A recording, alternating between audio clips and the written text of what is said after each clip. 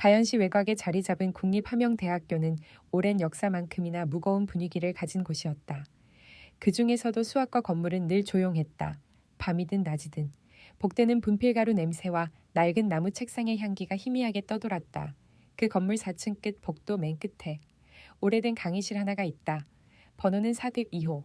그리고 그 강의실에는 몇십 년 동안 이어져 온 조용한 의식 하나가 존재했다. 함영대 수학과의 간판 교수. 윤도현은 매 학기 마지막 수업이 끝나는 날이면 어김없이 402회 홀로 남는다. 학생들이 우르르 나가고 떠들썩하던 강의실이 서서히 비워지면 그는 다 다른 지우개로 칠판을 깨끗하게 지운다. 잔뜩 남아있던 기호와 그래프, 증명 표시들이 사라지고 나면 초록색 칠판에는 잠시 아무것도 남지 않는다. 그리고 그때부터가 그의 의식의 시작이다. 윤도현은 분필을 하나 집어든다. 분필 끝을 손가락으로 살짝 부러뜨려 날카롭게 만든 뒤 칠판 한가운데에 조용히 문제를 적는다. 그것은 대부분 학생들이 거의 접근조차 할 수 없는 수준의 난제였다. 비선형 미분방 정식, 추상대수, 위상수학, 조합론, 측도론 분야는 매번 바뀌지만 공통점 하나는 있었다. 이 문제를 푸는 학생에게는 기말고사를 면제해주겠다. 그는 마지막 수업이 끝나기 직전 항상 그렇게 말해왔다. 학생들은 대개 웃으며 휴대폰을 꺼내 칠판을 찍고 몇몇은 진지하게 노트에 옮겨 적기도 했다. 교수님, 이거 진짜 풀리는 문제 맞아요 이거. 혹시 장난 아닌가요? 강의가 끝나고 나갈 때마다 누군가는 꼭 그렇게 묻곤 했다. 윤도현은 대답 대신 미소를 지었다. 수학에서 장난은 없어요. 이론적으로는 다 풀 수 있는 문제들입니다. 다만 시간이 조금 많이 걸릴 뿐이죠. 그의 눈빛에는 묘한 장난기와 진지함이 함께 섞여 있었다. 학생들이 떠나고 아무도 없는 강의실에 홀로 남겨진 그는 문을 나서기 전 마지막으로 칠판을 한번 돌아보곤 했다. 이 의식에는 남들에게 말하지 않는 의미가 하나 더 있었다. 그는 자신이 아직 완전히 늙지 않았다는 증거를 확인하고 싶었다. 완전히 이해하고 있는 문제만을 내고 싶었고 누군가 그 문제를 풀어준다면 진심으로 기꺼이 자신이 틀렸음을 인정할 준비가 되어 있었다. 무엇보다 한때는 자신도 그 학생들처럼 무모하게 난제에 달려들던 시절이 있었음을 잊고 싶지 않았다. 그리고 이 의식은 항상 똑같은 결과로 끝났다. 학생들 중 어느 누구도 그 문제를 완벽히 풀지 못했다. 한두 줄 시도하다 포기하거나 방향은 맞지만 깊이가 부족해 중간에 막히는 풀이들이 전부였다. 그게 당연했다. 그가 선택하는 문제는 대부분 박사 과정 시절에 밤을 새워가며 씨름하던 수준의 것들이었기 때문이다. 그래서 매 학기 마지막 날 칠판에 적힌 해답란은 늘 텅 빈 채로 남았다.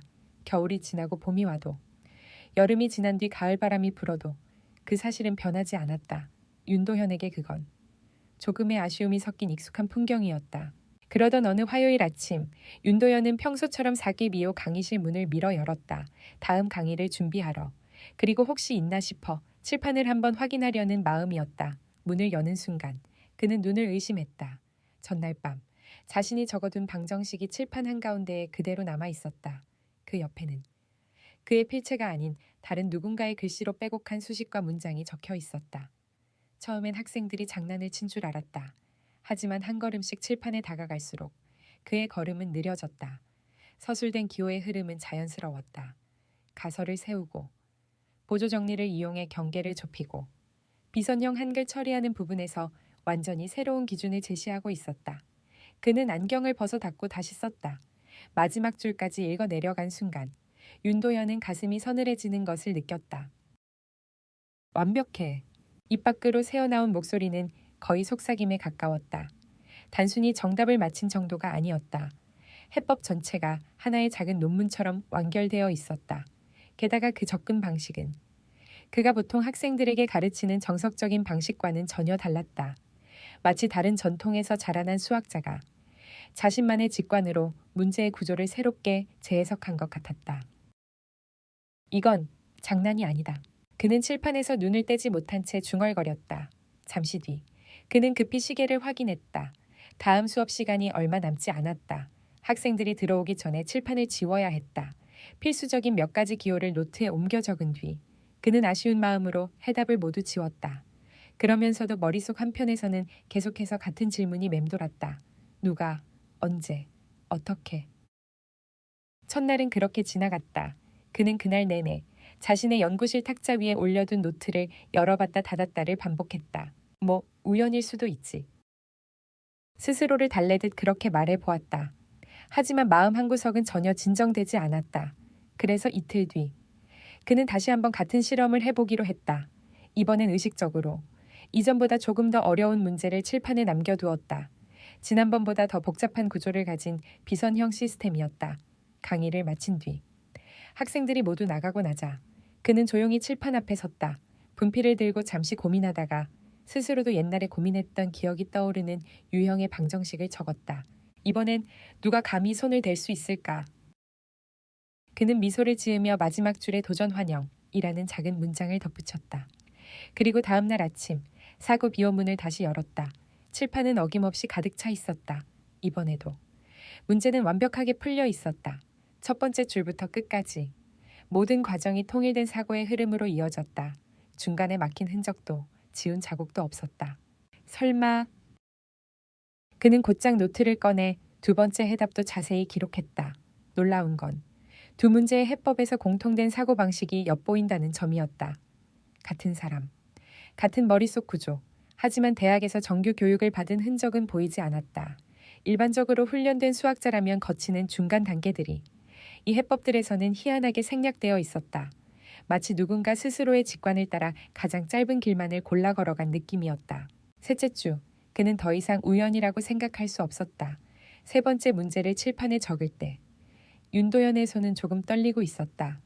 이번엔 자신이 박사 학위를 받기 전 지도 교수에게 혹독하게 깨졌던 문제, 유형을 골랐다. 여기까지는 좋다. 그런데 이 다음 단계로 넘어가는 다리를 못 만들면 영우는 여기서 끝이다. 그 말을 들으며 밤새워 고민하던 기억이 또렷하게 떠올랐다. 이건 웬만한 박사들도 두세 달은 붙잡고 있어야 하는 문제인데 그는 분필을 내려놓고 칠판 전체를 한 번 더 훑어본 뒤 강의실을 나섰다. 그리고 그 다음 날 윤도현은 거의 뛰다시피 사택 2호로 향했다. 문을 열자 익숙한 분필 냄새와 함께 이미 예상한 그대로의 광경이 눈에 들어왔다. 이번에도 해답은 완벽했다. 심지어 중간에 그가 과거에 고민했던 방식과는 전혀 다른 더 단순하고 우아한 길을 선택하고 있었다. 그는 혀를 찼다. 이건 정말 놀라운 일이야. 윤도현은 분필로 적힌 기호 하나하나를 눈으로 따라가며 마치 오래된 악보를 해독하듯 해법을 읽어 내려갔다. 그리고 또렷하게 깨달았다. 이 해법들은 단순히 정답을 찾는 데 그치지 않았다. 문제 자체를 새롭게 바라보는 시각이 담겨 있었다. 한 번도 접해보지 못한 방식이지만 엄밀함과 논리성을 잃지 않고 있었다. 이 접근법은 내가 가르치지 않은 방식이야. 그 문장이 무의식적으로 입 밖으로 흘러나왔다. 그날 강의에서 그는 학생들에게 대놓고 물어보기로 했다. 혹시 최근에 제가 칠판에 남겨둔 문제들을 푼 학생이 있습니까? 강의실이 잠시 술렁였다. 몇몇이 서로를 돌아봤고 뒤쪽에서 누군가 킬킬 웃었다. 교수님, 설마 진짜 푼 사람이 있어요. 그거 사진 찍어서 인터넷에 올리면 조회수 장난 아니겠는데요? 윤도현은 미소를 지우지 않은 채 질문을 이어갔다. 농담이 아닙니다. 솔직하게 말해도 괜찮아요. 제가 낸 난제를 풀 수 있는 학생이라면 기말 시험 정도는 면제해 줄 생각도 있습니다. 잠시 침묵이 이어졌다. 하지만 손을 드는 학생은 한 명도 없었다. 그나마 응답이라곤 친구를 바라보며 어깨를 으쓱하는 모습뿐이었다. 서서히 수업이 다시 일상적인 진도에 접어들었다. 학생들은 수첩을 펴고 칠판을 바라보며 필기를 시작했다. 문제를 푼 당사자는 이곳에 없는 것 같았다. 정말 누굴까? 수업을 마치고 연구실로 돌아오는 길. 윤도현의 머릿속은 이미 결론 하나를 향해 움직이고 있었다. 적어도 내 강의를 듣는 학부생은 아니다. 풀이의 수준도, 사용된 기법도, 문제를 바라보는 눈도 완전히 다른 층위에 있는 사람의 것이었다. 그렇다면 누가 이 건물에 밤마다 들어와 칠판을 사용하고 있을까? 그는 결국 대학 보안팀에 연락하기로 했다. 수학과 건물 4층까지 올라와 있는 CCTV는 많지 않았다. 하지만 출입 기록만으로도 어느 정도 윤곽을 잡을 수 있을 거라 생각했다. 보안실은 건물 지하 1층에 있었다. 여러 대의 모니터가 늘어진 책상 뒤에서 근무자가 졸음 섞인 목소리로 맞이했다. 교수님, 무슨 일로 오셨어요? 최근 며칠 동안, 아니, 지난 한 달 정도만이라도 좋습니다. 수학과 건물 야간 출입 기록을 볼 수 있을까요? 근무자는 의아한 표정으로 고개를 갸웃했다.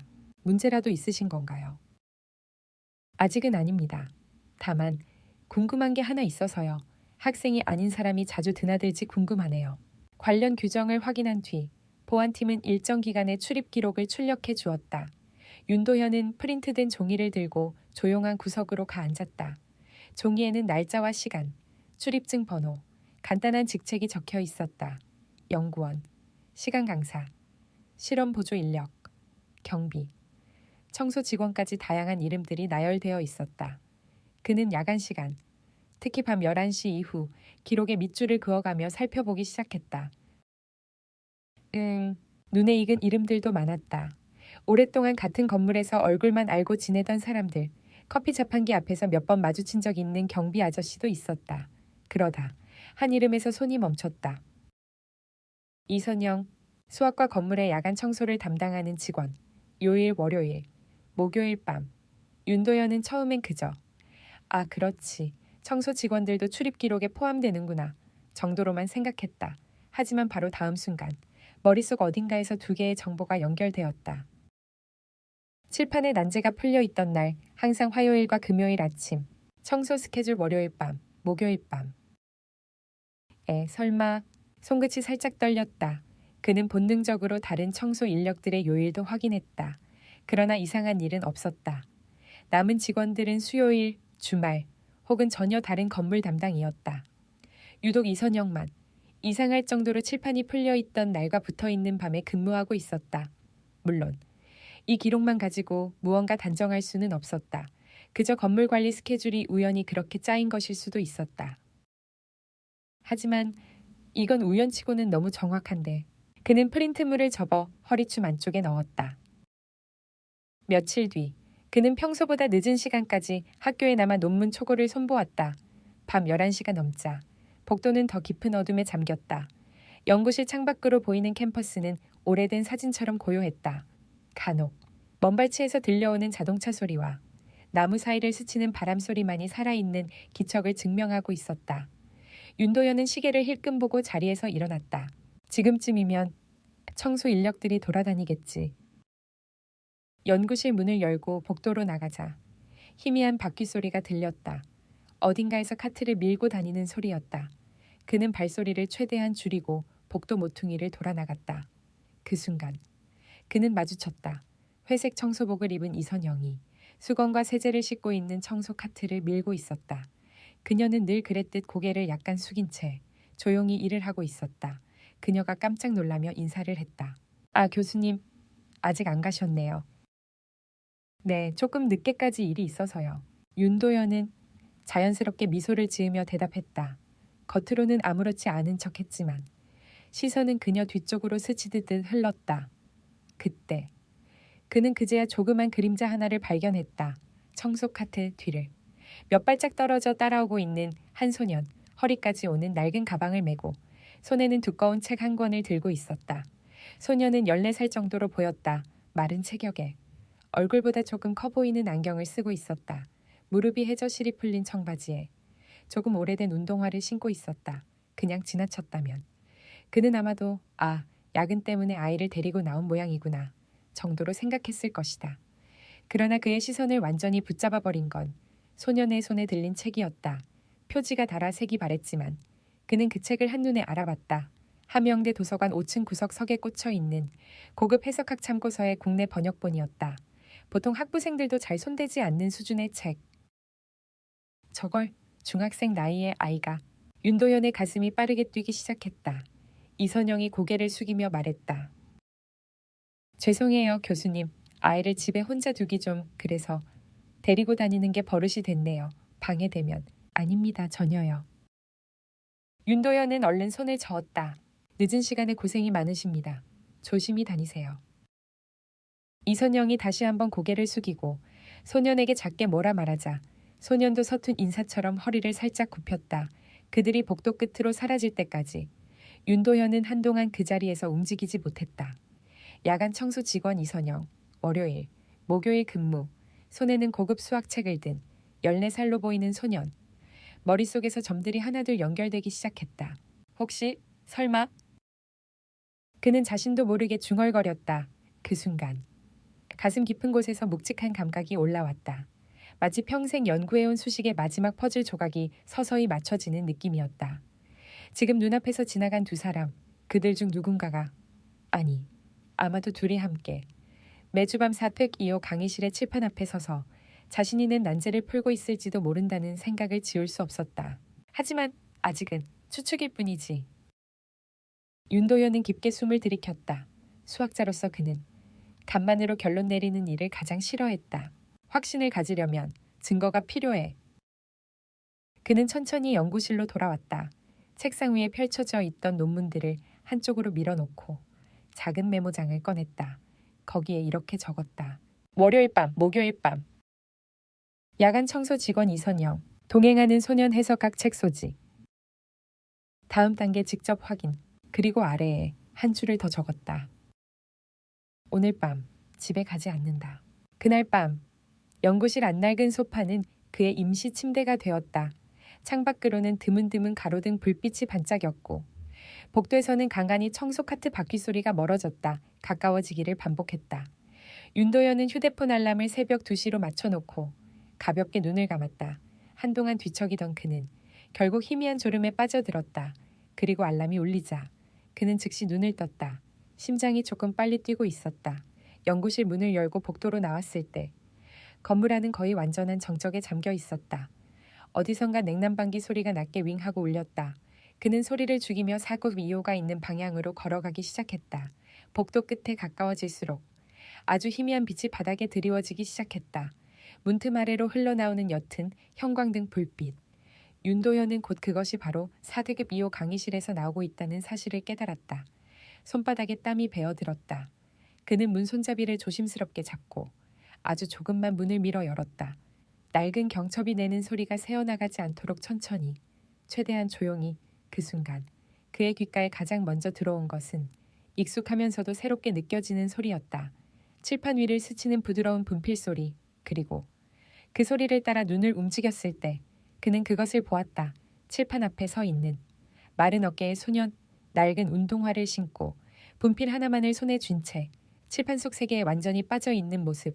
구석 한편에서는 이선영이 말을 죽인 채 조용히 바닥을 닦고 있었다. 하지만 그녀의 눈은 가끔씩 아들의 뒷모습으로 향했다가 문 쪽으로도 불안하게 스쳐갔다. 희미한 형광등 불빛 아래 소년의 그림자는 칠판에 길게 드리워져 있었다. 그의 손놀림은 매끄럽고 한 번도 머뭇거리지 않았다. 마치 이미 머릿속에서 모든 계산을 끝내고 이제는 그저 결과를 옮겨 적기만 하는 사람처럼 윤도현은 문틈에 손을 댄 채 숨을 죽였다. 일체의 소음도 내지 않으려 심지어 숨조차 얕게 쉬었다. 지금 눈앞에 서 있는 존재가 어떤 의미인지 그는 본능적으로 알고 있었다. 저건 그냥 똑똑한 아이가 아니다. 그의 가슴 속에서 오래전에 잊어버린 단어 하나가 서서히 떠오르고 있었다. 천재. 그날 새벽 4급 2호 강의실 문틈 사이 좁은 틈으로 스며들던 분필 소리와 약한 불빛은 윤도현의 삶이 그리고 이 건물에 드나드는 세 사람의 인생이 조용히 다른 궤도로 들어서고 있음을 알리는 첫 번째 신호였다. 새벽 2시 반쯤 되었을까. 윤도현은 아직 문틈에 손을 대고 있었다. 심장은 규칙을 잃은 북소리처럼 뛰었고 귓게는 분필이 칠판을 긁는 가벼운 소리가 계속 울렸다. 소년이 쓰고 있는 해답의 마지막 줄이 칠판 아래쪽에 도달할 때 그는 문을 완전히 열고 싶다는 충동을 억지로 삼켰다. 증거 없이 나서는 건 무모함일 뿐이었다. 무엇보다 방해하고 싶지 않았다. 눈앞의 소년이 지금 어떤 세계 속에서 움직이고 있는지 그는 정확히 알고 있었기 때문이다. 저 아이는 지금 완전히 몰입하고 있어. 그 몰입의 깊이가 너무 순수해서 그저 지켜보는 것만으로도 숨이 멎을 듯했다. 소년의 손놀림은 흔들리지 않았다. 분필 끝이 옅게 부서지며 흰 가루가 바닥으로 떨어지는 순간에도 그는 흐름을 잃지 않았다. 그는 오직 칠판 위의 세계에만 머물러 있었다. 청소 도구를 정리하던 이선영의 시선은 종종 아들을 향했다. 하지만 그녀는 그 일상이 너무 익숙한 듯 다시 묵묵히 바닥을 훔쳤다. 윤도현은 그 모습에서도 가슴이 쓸쓸하게 저려왔다. 늦은 밤, 아무도 없는 건물에서 묵묵히 아들과 함께 시간을 보내는 그 모자의 모습은 말할 수 없이 고요했지만 깊은 슬픔도 담겨 있었다. 그리고 소년이 마지막 줄을 적고 분필을 내려놓는 순간 그는 불현듯 칠판을 물끄러미 바라보았다. 마치 자신이 쓴 방정식이 아니라 다른 누군가의 해결 과정을 감상하는 듯한 표정이었다. 그 표정은 기쁨이었고 안정이었고 하나의 문제를 해결한 사람만이 아는 깊은 만족이었다. 그 순간 윤도현은 조용히 문에서 몸을 떼었다. 이제 확신이 생겼다. 널찍한 강의실 칠판에 남은 수많은 기호들은 허상이 아니었고 누군가의 장난도 아니었으며 그저 기적처럼 나타난 누군가의 흔적도 아니었다. 그 문제들을 풀어온 사람은 바로 지금 그 칠판 앞에 서 있는 소년 이도윤이었다. 그는 조심스레 문을 닫고 그대로 연구실로 돌아왔다. 손등을 떨며 노트북을 꺼내고 새 폴더를 하나 만들었다. 폴더 이름은 이렇게 적혔다.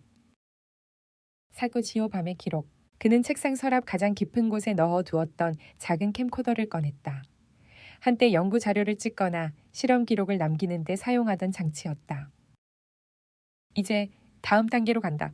이건 누군가를 감시하기 위한 행동이 아니라 그의 눈으로 직접 확인해야 하는 하나의 진실을 담아내기 위한 준비였다. 윤도현의 계획. 다음 날 아침 그는 492호 칠판 앞에 서서 새로운 문제를 적었다. 이번엔 일부러 해법 동선이 복잡해지는 문제를 선택했다. 특히 중간에 함정처럼 들어간 오차 가능성을 심어두고 끝으로 갈수록 접근 방식이 갈라지는 유형이었다. 그 문제는 그가 박사과정 시절 한 번도 시도하지 못했던 방식으로 구성된 문제였고 대부분의 연구자가 한두 달은 매달려야 하는 수준이었다. 이걸 푼다면 진짜다. 그는 분필을 놓고 칠판을 바라보았다.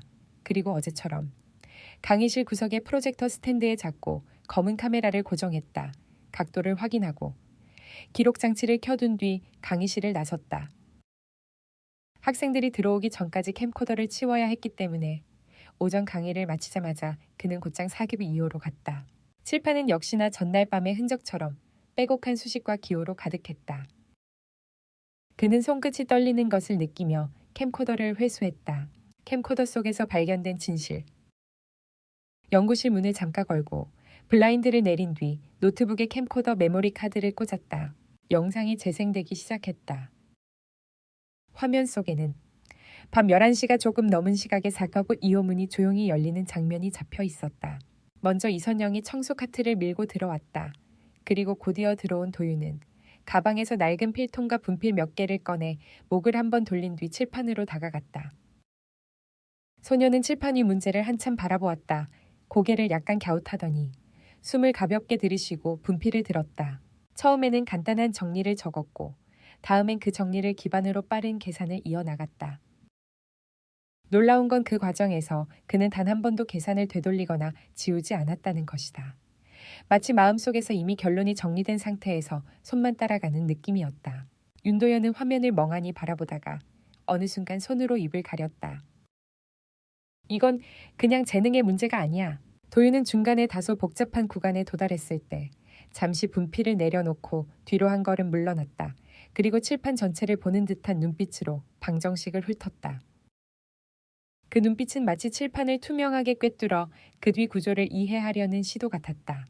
그는 단지 기호를 계산하는 것이 아니라 문제 전체의 형태를 하나의 입체 구조처럼 이해하고 있었다. 이선영이 소리 없이 다가와 물 한 컵을 건넸다. 도윤은 고개를 끄덕이고 다시 칠판으로 돌아갔다. 그 순간 윤도현은 놀라운 사실을 또 하나 발견했다. 소녀는 난관을 마주할 때마다 조선시대 수학문헌에서 볼 수 있는 전통적인 발상을 떠올리는 듯한 방식으로 구조를 단순화하고 있었다. 저건 내가 아는 서양 해석학의 흐름이 아니야. 도윤의 사고는 서양의 해석적 접근과 동양의 직관적 기하 분석이 놀라울 정도로 자연스럽게 섞여 있었다. 그건 학문적으로 배운 사람이 아니라 스스로의 방식으로 수학을 배운 사람만이 만들 수 있는 사고 흐름이었다. 그리고 마지막 문제의 해답을 완성하는 순간 소년의 표정에는 어떤 피로도, 포기감도, 부담도 없이 순수한 기쁨만이 담겨 있었다. 윤도현은 재생 버튼을 멈추고 천천히 몸을 뒤로 기대었다. 그리고 눈을 감았다. 이 아이는 내가 지금까지 본 그 어떤 천재보다 더 순수하다. 결심의 순간. 다음 날 오전 그는 강의 중간에 학생들이 알아채지 못할 정도로 얼굴에 미세한 감정이 남아 있었다. 강의실에서 나올 때도, 교수 회의에 참석할 때도, 심지어 점심을 먹을 때도 생각은 자꾸만 한 곳으로 향했다. 이도윤. 그 이름이 머릿속에 반복되었다. 그는 이제 단순히 칠판에 적힌 해답을 보는 수준을 넘어 그 해답 뒤에 있는 세계를 본 것이다. 그날 밤 그는 자기 계획을 마음속에서 정리했다. 이번 목요일 야간 그는 사퍽 2호에서 소년을 직접 만나 대화할 것이다. 그가 지금까지 본 것이 단순한 착각이 아니라는 것을 증명하기 위해. 하지만 그날이 오기 전까지 그는 또 하나의 준비를 했다. 그는 자신의 연구실 책상 서랍에서 아주 오래전에 쓰던 연구 노트를 꺼냈다. 먼지가 쌓여 누렇게 변한 페이지들이 펼쳐졌다. 거기에는 그가 박사 시절 풀지 못했던 난제들이 적혀 있었다. 가끔은 고민하다 포기한 흔적들이, 가끔은 오랜 잠 못 이루던 밤의 흔적들이 남아 있었다. 그는 그 페이지 가운데에서 진짜 괴물 같은 문제 하나를 골랐다. 아직도 풀지 못한 문제였다. 그는 생각했다. 만약 저 아이가 정말이라면 저 문제를 푸는데 필요한 새로운 관점을 그 아이는 이미 가지고 있을지도 모른다. 그리고 그 문제는 윤도현이 수십 년 넘게 막혀있던 연구의 돌파구가 될 수도 있었다. 목요일 밤 기다림. 목요일 밤 10시 40분. 사직 2호 강의실은 정막 속에 잠겨 있었다. 책상 앞줄 중앙에는 윤도현이 앉아 있었다. 손에는 따뜻한 차가 든 보온병이 놓여 있었고 옆에는 약과 몇 개가 담긴 작은 봉지가 있었다. 그의 표정에는 긴장과 설렘이 공존하고 있었다. 오래전 첫 논문을 국제학회에 발표하러 갔던 날처럼 손끝이 미세하게 떨리고 있었다. 이런 감정 정말 오랜만이군. 그때 조용히 문이 열렸다. 이선영이 청소 카트를 밀고 들어왔다. 그 뒤로 도윤이 들어오자 그녀의 표정은 순식간에 굳어버렸다. 윤도현과 눈이 마주친 순간 그녀의 얼굴이 종이장처럼 하얗게 질렸다. 교수님. 도윤도 갑작스러운 상황에 멈춰 서 있었다. 들고 있던 가방끈을 꼭 움켜쥔 채 움직이지 못했다. 윤도현은 조용히 자리에서 일어나지 않은 채 말했다. 놀라게 해서 죄송합니다. 목소리는 부드러웠다. 그러나 그 안에는 가벼운 감정이 아닌 확고한 의지가 담겨 있었다. 이선영 씨 맞으시죠? 그리고 이 친구가 아드님이죠? 이선영은 당황한 얼굴로 고개를 끄덕였다. 죄송합니다, 교수님. 아이를 데리고 일하는 건 규정에 어긋날 수 있는데 혹시 문제가 된다면 다시는 문제가 아니에요. 윤도현은 곧장 말을 잘랐다. 오히려 제가 직접 만나고 싶었습니다. 제 문제를 풀어준 젊은 수학자를요. 소년의 눈이 그 말에 반응하듯 조금 커졌다. 두꺼운 안경 뒤에서 눈빛이 흔들렸지만 그 안에는 분명한 호기심도 있었다. 잠시 정적이 흐른 뒤 도윤은 아주 조심스럽게 입을 열었다. 이도윤입니다. 그의 목소리는 작았지만 분명하게 울렸다. 스스로를 감추려는 아이가 넘을 수 없는 선을 조용히 넘는 듯한 순간이었다. 윤도현은 미소를 지으며 칠판을 가리켰다. 지난 몇 주 동안 이 칠판 문제들을 푼 사람이 너지. 도윤은 숨을 들이쉬고 천천히 고개를 끄덕였다. 죄송합니다. 그러면 안 되는 줄 알았어요. 그냥 풀고 싶어서. 윤도현은 그 솔직한 말에 웃음을 터뜨릴 듯 말듯한 표정을 지었다. 안 돼, 아니. 도윤아. 이건 내 박사과정 학생들도 쉽게 접근 못하는 난제들이야. 어떻게 이런 수학을 배웠니? 소녀는 잠시 멈춰 생각하더니 아주 단순하게 말했다. 인터넷이요. 한국 교수님들 강의. 많이 봤어요. 수학은 늘 쉬웠어요. 그 말은 자랑이 아니라 자신의 상태를 있는 그대로 짧게 정리한 설명처럼 들렸다. 그 짤막한 문장을 듣는 순간 윤도현은 자신의 가슴 속에서 오래전 잃어버린 무언가가 다시 깨어나는 느낌을 받았다. 그리고 이 순간 그는 정확히 깨달았다. 이 아이는 단순한 수학 신동이 아니라 세계 어디에 내놓아도 이해받을 진짜 천재크라는 것을. 한동안 아무도 말하지 않았다. 윤도현의 말이 공기 중에 조용히 떠다녔다가 천천히 가라앉는 느낌이었다. 이선영은 여전히 긴장으로 굳어 있었다. 두 손으로 청소 카트 손잡이를 꼭 쥔 채 카트를 세게 밀지도 손을 떼지도 못한 채였다. 먼저 움직인 사람은 윤도현이었다. 그는 의자에서 조심스럽게 일어나 칠판 쪽으로 두세 걸음 걸어갔다. 그리고 분필로 가볍게 표시된 몇 줄의 핵심 단계를 손가락으로 짚었다. 이 부분 여기서 이렇게 축약한 건 일부러 그런 거니 아니면 그냥 너한테는 이 단계가 너무 당연해서 생략한 거야. 도윤은 조금 놀란 표정으로 칠판을 바라보더니 곧 조심스럽게 대답했다. 여기서 일단 그 칸을 한 번 더 생각해보고 그 다음에 비슷한 꼴끼리 묶으면 다른 선택지가 사라져요. 그래서 그 다음은 그냥 이렇게 가지 않나 해서요. 말끝은 조용했지만 설명 자체는 모호하지 않았다. 그에게는 이미 머릿속에 정리된 구조가 있는 듯했다. 윤도현이 눈을 가늘게 뜨며 물었다. 그럼 이건 누가 가르쳐 준 건 아니고 책에서 비슷한 예시는 본 적 있는데요. 똑같이 나오진 않길래 그냥 제가 보기 편한 모양으로 바꿨어요. 그 한마디가 윤도현의 마음에 더 깊게 박혔다. 보기 편한 모양으로 바꿨다. 대부분의 학생들은 공부한 방식에 문제를 끼워 맞춘다. 하지만 이 아이는 거꾸로 자기가 보기 편한 방식으로 문제를 바꾸고 있었다.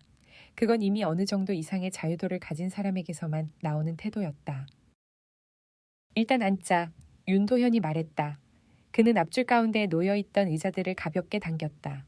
여기 따뜻한 차도 있고 약과도 조금 있어요. 혹시 단 거 싫어하지 않으면 같이 먹을래. 이선영이 재빨리 손을 흔들었다. 아닙니다.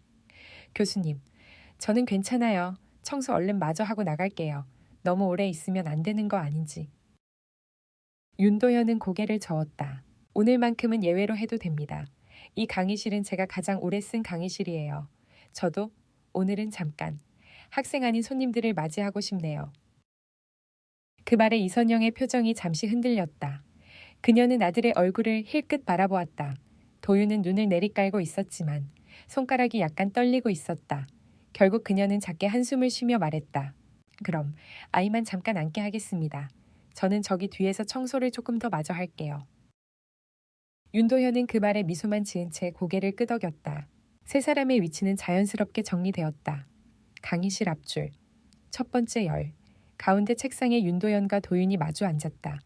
뒤쪽에는 이선영이 청소 카트를 세워두고 조용히 걸레로 책상들을 닦기 시작했다. 그러나 그녀의 시선은 수시로 앞쪽을 향했다. 윤도현은 보온병 뚜껑을 열고 종이컵에 차를 따랐다. 따뜻한 김이 올라왔다. 조심해. 조금 뜨거울지도 몰라. 감사합니다. 도윤이 공손하게 인사하며 두 손으로 컵을 받았다. 그의 손끝은 박물관에서 유물을 다루는 사람처럼 조심스러웠다. 잠시 따뜻한 차를 마시는 소리 외에는 아무 소리도 나지 않았다. 심지어 형광등 소리마저 평소보다 잔잔하게 느껴졌다. 윤도현이 먼저 입을 열었다. 자, 이제 진짜 궁금한 걸 물어봐도 될까? 도윤은 긴장한 듯 컵을 내려놓았다. 너 이름이 이도윤 맞지네. 지금 나이는 중학교 2학년이여. 근데 새는 나이로는 15, 어머니는 맨날 헷갈린다고 하셔서 저는 그냥 14살이라고 말해요. 살짝 웃음이 묻어나는 말이었다. 윤도현도 같이 웃으며 물었다. 학교에서는 수학 수업이 심심하지 않니? 잠시 망설임 그리고 솔직한 대답. 조금요. 그는 손가락으로 책상 모서리를 천천히 쓸며 말을 이었다. 요즘 나누기 배우는데요. 저번 주에는 아직도 분수 통분하는 거 하고 그런 것도 재미있긴 한데 그냥 조금만 더 어려웠으면 좋겠다는 생각은 해요. 조금 윤도현의 입꼬리가 올라갔다. 지금 칠판에 있는 문제보다 쉬운 걸 의미해. 도윤은 화들짝 놀라며 고개를 저었다. 그건 그런 뜻이 아니라 윤도현이 웃음을 터뜨렸다.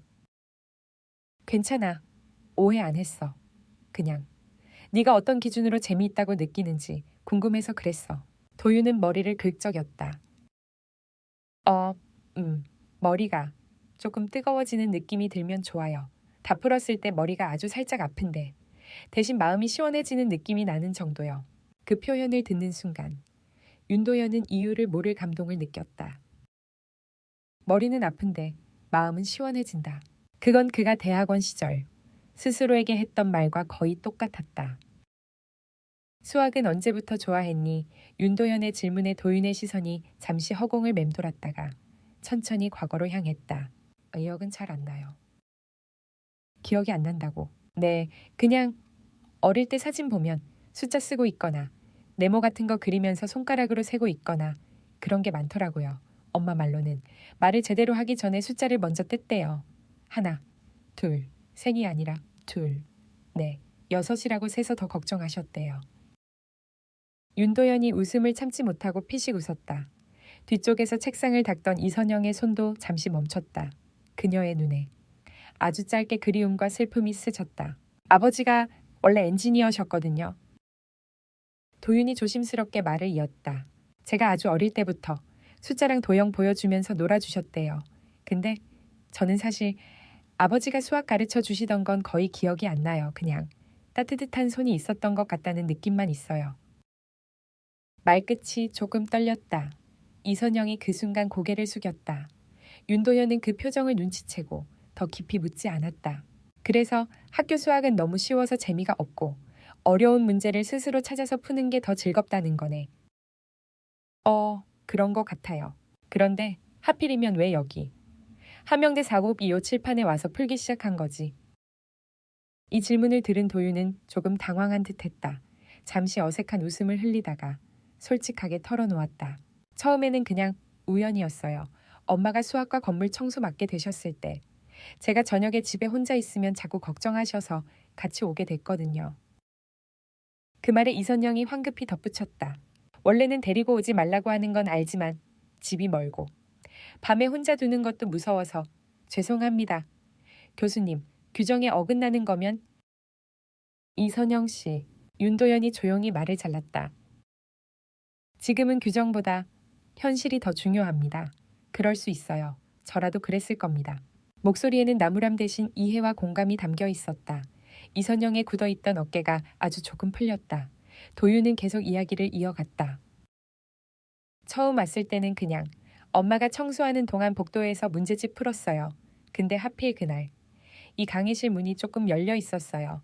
안을 봤는데 칠판 가운데에 엄청 복잡한 식이 적혀 있는 거예요. 그는 그때를 떠올리며 고개를 갸웃했다. 사진으로만 보던 진짜 수학 같았어요. 학교에서 보는 거랑은 완전히 달랐거든요. 처음에는 그냥 그림 같아서 한참 구경만 했어요. 그러다가 어느 순간 이건 숫자가 아니라 글자 같은데 하는 생각이 들었고 그 다음엔 글자라면 읽을 수 있지 않을까 라는 생각으로 이어졌다고 했다. 그러다 보니까 이게 그 말이구나 싶어졌어요. 그래서 머릿속으로만 풀어보다가 나중에는 조금씩 칠판에 써보고 싶어졌어요. 그래서 몰래 들어와서 조금씩 풀기 시작한 거구나. 네, 처음에는 반만 적고 지웠어요. 누가 보면 안 될 것 같아서. 근데 너무 재미있어서. 그는 약간 쑥스러운 듯 웃었다. 그 다음 날도, 그 다음 주도 엄마가 이 건물 청소하는 날이면 저는 칠판을 한 번씩 보러 오게 됐어요. 칠판에 아무것도 안 적혀 있으면 조금 실망했고 뭔가 적혀 있으면 그날은 운 좋은 날이라고 생각했어요. 윤도현은 조용히 숨을 내쉬었다. 이 아이에게. 자신의 장난 섞인 학기말 의식이 하루를 버티게 해주는 작은 선물 같은 것이었다는 사실을 지금 처음 알게 된 것이다. 그럼 내가 마지막 수업에서 했던 말도 들었니? 이 문제를 푸는 학생은 시험을 면제해 주겠다던 그 말. 도윤은 고개를 끄덕였다. 근데 저는 제 이름을 쓸 용기는 없었어요. 윤도현은 그 대답에서 이 아이가 왜 아직까지 숨어있는 천재로 남아 있었는지 어렴풋이 알 것 같았다. 어느 정도 서로의 이야기가 오가자 윤도현은 본격적으로 수학 이야기를 꺼냈다. 좋아, 그럼 이제 진짜 수학 이야기 좀 해볼까? 그는 칠판 한쪽에 새롭게 작은 문제를 하나 적었다. 앞서 도윤이 풀었던 것보다는 훨씬 간단해 보였지만 실제로는 중간에 미묘한 함정이 들어간 문제였다. 이건 겉으로 보기에는 단순해. 그런데 대부분의 학생들이 이걸 풀다가 이상한 곳에서 막혀. 한번 내 방식대로 접근해볼래? 도윤은 자리에서 일어나 칠판 앞으로 천천히 걸어갔다. 분필을 집어들기 전에 한 번 더 윤도현을 바라보았다. 틀려도 되나요? 당연하지. 수학은 틀리는 데서부터 시작이야. 그 말에 도윤의 어깨에서 긴장감이 조금 빠져나갔다. 소녀는 칠판을 바라보며 잠시 눈을 감더니 곧바로 첫 줄을 적기 시작했다. 그의 손은 크게 흔들리지 않았지만 과정은 분명 어딘가 독특했다. 보통 학생들이라면 먼저 떠올리는 방식을 아예 건너뛰고 바로 핵심 구조를 드러내는 변형부터 시도했다. 중간에서 윤도현이 물었다. 잠깐, 왜 여기서 이 꼴을 먼저 떠올렸니? 보통은 이쪽 방향으로 많이 가는데. 그게 예전에 책에서 비슷한 모양의 식을 봤는데요. 거기서는 이쪽 방향으로 풀다가 나중에 다시 돌아오는 과정이 있더라고요. 그게 너무 길어 보여서 그냥 처음부터 돌아올 곳을 먼저 보는 건 어떨까 생각했어요. 그래서 아예 처음부터 여기를 먼저 봐요. 그러면 되돌아갈 필요가 없으니까요. 그 단순한 설명 하나가 윤도현의 머릿속에 오래전부터 켜지지 않던 불을 하나 켜는 느낌이었다. 밤은 어느새 깊어져 있었다. 4925 강의실 창문 너머로 가연시 캠퍼스의 가로등 몇 개가 깜빡이는 것이 보였다. 형광등 아래. 칠판에는 새로 적힌 기호들이 가득했고 책상 위에는 반쯤 비워진 차컵들과 부서진 약과 부스러기들이 남아 있었다. 이선영은 청소를 어느 정도 마친 후 뒷좌석에 조용히 앉아 두 사람을 지켜보고 있었다. 그녀가 보는 앞에서. 아들은 평소 집이나 학교에서는 보여준 적 없던 표정을 하고 있었다.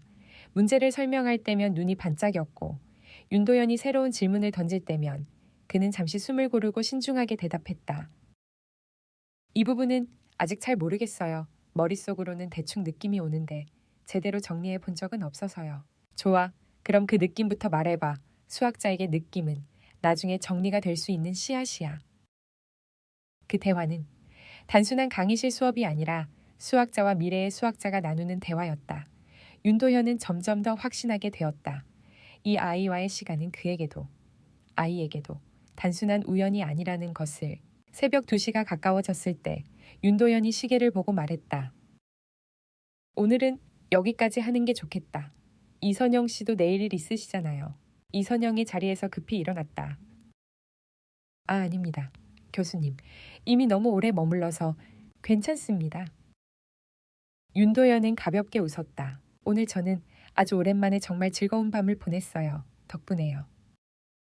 그는 도윤을 향해 말했다. 도윤아. 네. 혹시 우리가 계속 만나서 수학 이야기를 해도 될까? 도윤의 눈이 커졌다. 저 같은 사람이요. 너 같은 사람이니까. 윤도현은 단호하게 말했다. 나는 내게 내가 알고 있는 것들을 나눠주고 싶어. 학교 수업에서는 하지 못하는 이야기들, 연구실에서만 하는 깊은 이야기들. 대신 너는 내게 내 방식, 내 눈으로 본 수학을 보여줬으면 좋겠어. 그는 잠시 말을 멈추고 약간 머뭇거렸다가 덧붙였다. 그리고 부탁이 하나 더 있다면, 네. 나는 예전부터 한국 전통 수학에 관심이 많았어.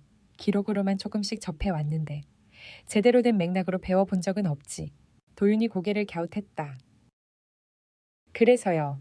네가 좋아하는 옛 수학자들의 방식, 네가 공부하면서 발견한 옛 문헌 속 아이디어들을 나한테도 가르쳐 줄 수 있을까? 나는 그걸 배우고 싶어. 도윤은 자신이 들은 말을 한번 머릿속에서 다시 되뇌었다. 그리고 그제야 의미를 깨닫고 눈을 크게 떴다. 제가 교수님께요. 그래. 윤도현이 미소를 지었다. 우리가 서로한테 선생님이 되어주는 거지. 그 말은 아주 조심스럽게 던져진 지식 교환의 제안이었다. 뒤에서 이선영이 놀란 목소리로 물었다. 교수님, 그게 정말 괜찮으시겠어요? 우리 이렇게 사는 사람들인데. 윤도현은 천천히 고개를 저었다. 이선영 씨, 그는 한 단어 한 단어 또렷하게 말했다. 수학 앞에서는 우리가 어디서 왔는지는 중요하지 않습니다. 단 하나 중요한 건 우리가 무엇을 보고 무엇을 이해하고 무엇을 나누느냐입니다.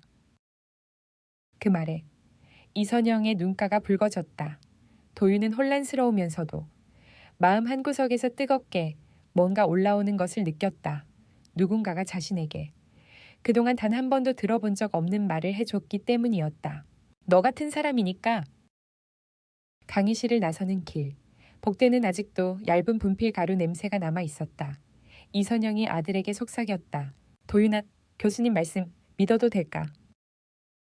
도윤은 잠시 생각하다가 천천히 고개를 끄덕였다. 처음으로 문제를 틀려도 괜찮다고 말해준 어른이었어요. 그 말이 이선영의 마음 깊은 곳을 울렸다. 그날 밤 집으로 돌아와 윤도현은 책상 앞에 앉아 일지를 펼쳤다. 페이지 상단에. 그는 새로운 제목을 적었다. 이도윤 관찰 및 대화 기록. 그 아래에 그날 밤의 대화를 가능한 한 세세하게 적어 내려가기 시작했다. 나이만 14세 추정, 중2. 수학에 대한 태도. 머리가 조금 아프면 좋다라는 표현 사용. 문제 접근 방식. 정석과 다른 경로를 본능적으로 선택. 돌아가는 길이 불편하면 처음부터 돌아올 지점을 기준으로 접근. 감정적 특징. 자신을 드러내는 데 익숙하지 않음. 그러나 수학에 대한 질문에는 즉각적인 반응. 그리고 마지막 줄에 그는 조용히 한 문장을 적었다. 이 아이와 나누는 대화가 내 연구의 새로운 국면이 될지도 모르겠다. 펜을 내려놓았을 때 창밖에서는 이미 새벽 공기가 창문을 두드리고 있었다. 윤도현은 한동안 불을 끄지 않은 채 칠판에 서 있는 작은 뒷모습을 떠올렸다. 그래, 다음에는 내가 막혀있던 그 문제를 보여줘야겠다. 그의 눈빛은 오랜 시간 연구자로 살아온 사람 특유의 고요한 열정으로 빛났다. 그리고 그 열정은 이제 혼자가 아니라 한 소년과 함께 나눌 수 있는 것이 되었다. 목요일 밤 이후 함영대학교 4925 강의실은 이전과는 완전히 다른 공간이 되기 시작했다. 그곳은 더 이상 단순히 수업이 이루어지는 강의실도 청소 직원과 그녀의 아들이 조용히 스쳐 지나가는 장소도 아니었다. 이제 그곳은 한 소년과 한 교수의 세계가 서로를 향해 열리는 비밀스러운 학습의 장이었다. 칠판에 남은 흔적. 가연시 외곽에 자리 잡은 국립함영대학교는 오랜 역사만큼이나 무거운 분위기를 가진 곳이었다. 그 중에서도 수학과 건물은 늘 조용했다. 밤이든 낮이든 복되는 분필 가루 냄새와 낡은 나무 책상의 향기가 희미하게 떠돌았다. 그 건물 4층 끝, 복도 맨 끝에 오래된 강의실 하나가 있다. 번호는 42호. 그리고 그 강의실에는 몇십 년 동안 이어져 온 조용한 의식 하나가 존재했다. 함영대 수학과의 간판 교수. 윤도현은 매 학기 마지막 수업이 끝나는 날이면 어김없이 사극 2회 홀로 남는다. 학생들이 우르르 나가고 떠들썩하던 강의실이 서서히 비워지면 그는 다 다른 지우개로 칠판을 깨끗하게 지운다. 잔뜩 남아있던 기호와 그래프, 증명 표시들이 사라지고 나면 초록색 칠판에는 잠시 아무것도 남지 않는다. 그리고 그때부터가 그의 의식의 시작이다.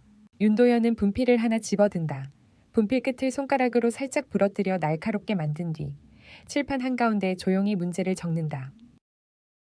그것은 대부분 학생들이 거의 접근조차 할 수 없는 수준의 난제였다. 비선형 미분 방정식, 추상대수, 위상수학, 조합론, 측도론. 분야는 매번 바뀌지만 공통점 하나는 있었다. 이 문제를 푸는 학생에게는 기말고사를 면제해주겠다. 그는 마지막 수업이 끝나기 직전 항상 그렇게 말해왔다. 학생들은 대개 웃으며 휴대폰을 꺼내 칠판을 찍고 몇몇은 진지하게 노트에 옮겨 적기도 했다. 교수님, 이거 진짜 풀리는 문제 맞아요, 이거. 혹시 장난 아닌가요? 강의가 끝나고 나갈 때마다 누군가는 꼭 그렇게 묻곤 했다. 윤도현은 대답 대신 미소를 지었다. 수학에서 장난은 없어요. 이론적으로는 다 풀 수 있는 문제들입니다. 다만 시간이 조금 많이 걸릴 뿐이죠. 그의 눈빛에는 묘한 장난기와 진지함이 함께 섞여 있었다.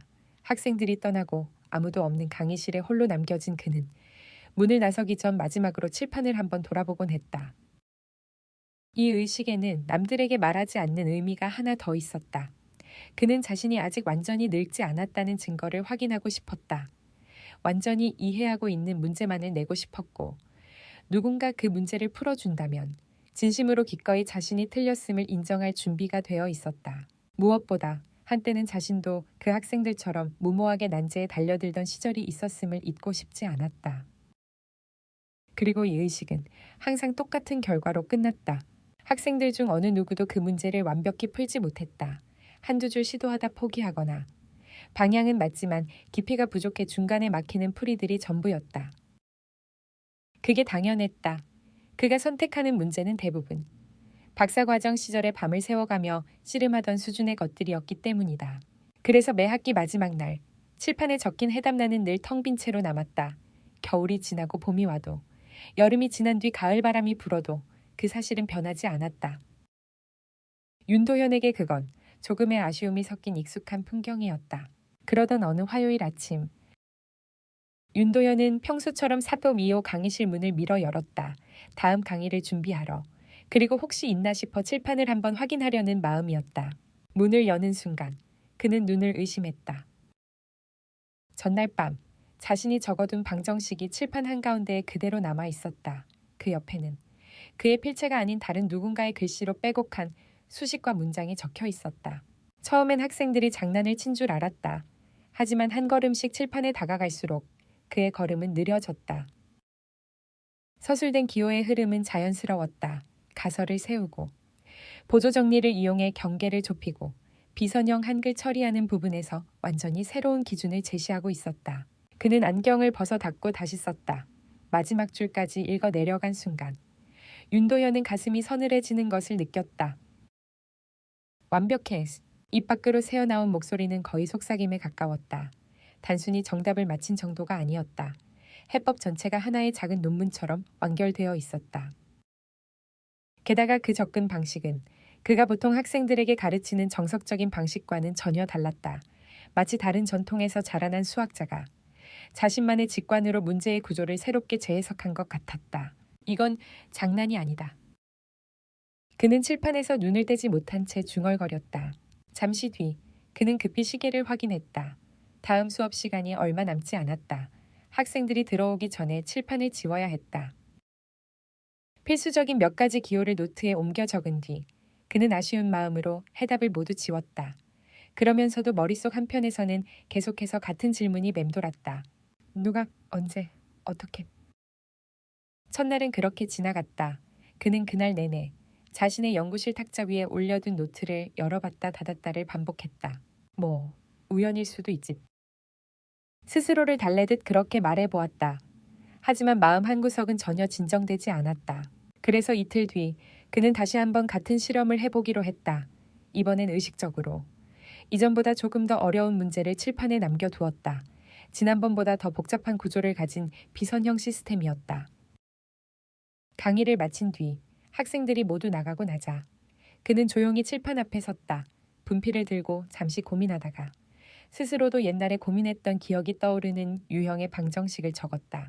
이번엔 누가 감히 손을 댈 수 있을까? 그는 미소를 지으며 마지막 줄에 도전 환영이라는 작은 문장을 덧붙였다.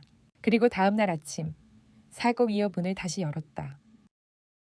칠판은 어김없이 가득 차 있었다. 이번에도 문제는 완벽하게 풀려 있었다.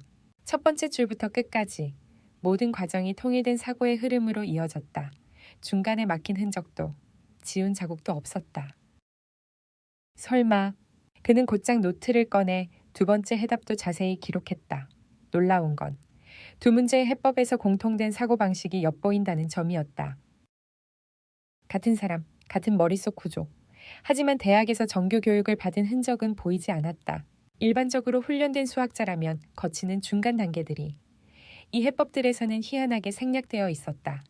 마치 누군가 스스로의 직관을 따라 가장 짧은 길만을 골라 걸어간 느낌이었다. 셋째 주, 그는 더 이상 우연이라고 생각할 수 없었다. 세 번째 문제를 칠판에 적을 때 윤도현의 손은 조금 떨리고 있었다. 이번엔 자신이 박사 학위를 받기 전 지도 교수에게 혹독하게 깨졌던 문제 유형을 골랐다. 여기까지는 좋다. 그런데 이 다음 단계로 넘어가는 다리를 못 만들면 영우는 여기서 끝이다. 그 말을 들으며 밤새워 고민하던 기억이 또렷하게 떠올랐다. 이건 웬만한 박사들도 두세 달은 붙잡고 있어야 하는 문제인데 그는 분필을 내려놓고 칠판 전체를 한 번 더 훑어본 뒤 강의실을 나섰다. 그리고 그 다음 날 윤도현은 거의 뛰다시피 사고 2호로 향했다. 문을 열자 익숙한 분필 냄새와 함께 이미 예상한 그대로의 광경이 눈에 들어왔다. 이번에도 해답은 완벽했다. 심지어 중간에 그가 과거에 고민했던 방식과는 전혀 다른 더 단순하고 우아한 길을 선택하고 있었다. 그는 혀를 찼다. 이건 정말 놀라운 일이야. 윤도현은 분필로 적힌 기호 하나하나를 눈으로 따라가며 마치 오래된 악보를 해독하듯 해법을 읽어 내려갔다. 그리고 또렷하게 깨달았다. 이 해법들은 단순히 정답을 찾는 데 그치지 않았다. 문제 자체를 새롭게 바라보는 시각이 담겨 있었다. 한 번도 접해보지 못한 방식이지만 엄밀함과 논리성을 잃지 않고 있었다. 이 접근법은 내가 가르치지 않은 방식이야. 그 문장이 무의식적으로 입 밖으로 흘러나왔다. 그날 강의에서 그는 학생들에게 대놓고 물어보기로 했다. 혹시 최근에 제가 칠판에 남겨둔 문제들을 푼 학생이 있습니까? 강의실이 잠시 술렁였다. 몇몇이 서로를 돌아봤고 뒤쪽에서 누군가 킬킬 웃었다. 교수님, 설마 진짜 푼 사람이 있어요. 그거 사진 찍어서 인터넷에 올리면 조회수 장난 아니겠는데요. 윤도현은 미소를 지우지 않은 채 질문을 이어갔다. 농담이 아닙니다. 솔직하게 말해도 괜찮아요. 제가 낸 난제를 풀 수 있는 학생이라면 기말 시험 정도는 면제해줄 생각도 있습니다. 잠시 침묵이 이어졌다. 하지만 손을 드는 학생은 한 명도 없었다.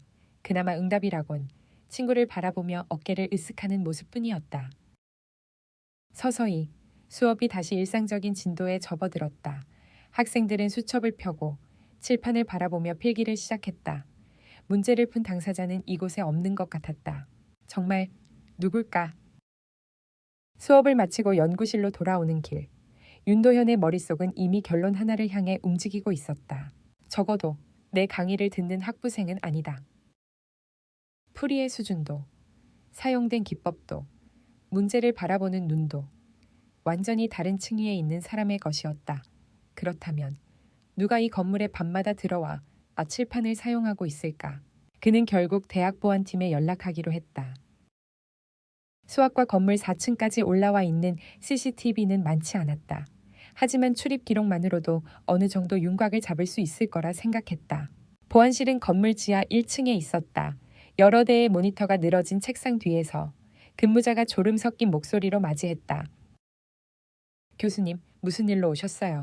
최근 며칠 동안, 아니, 지난 한 달 정도만이라도 좋습니다. 수학과 건물 야간 출입 기록을 볼 수 있을까요?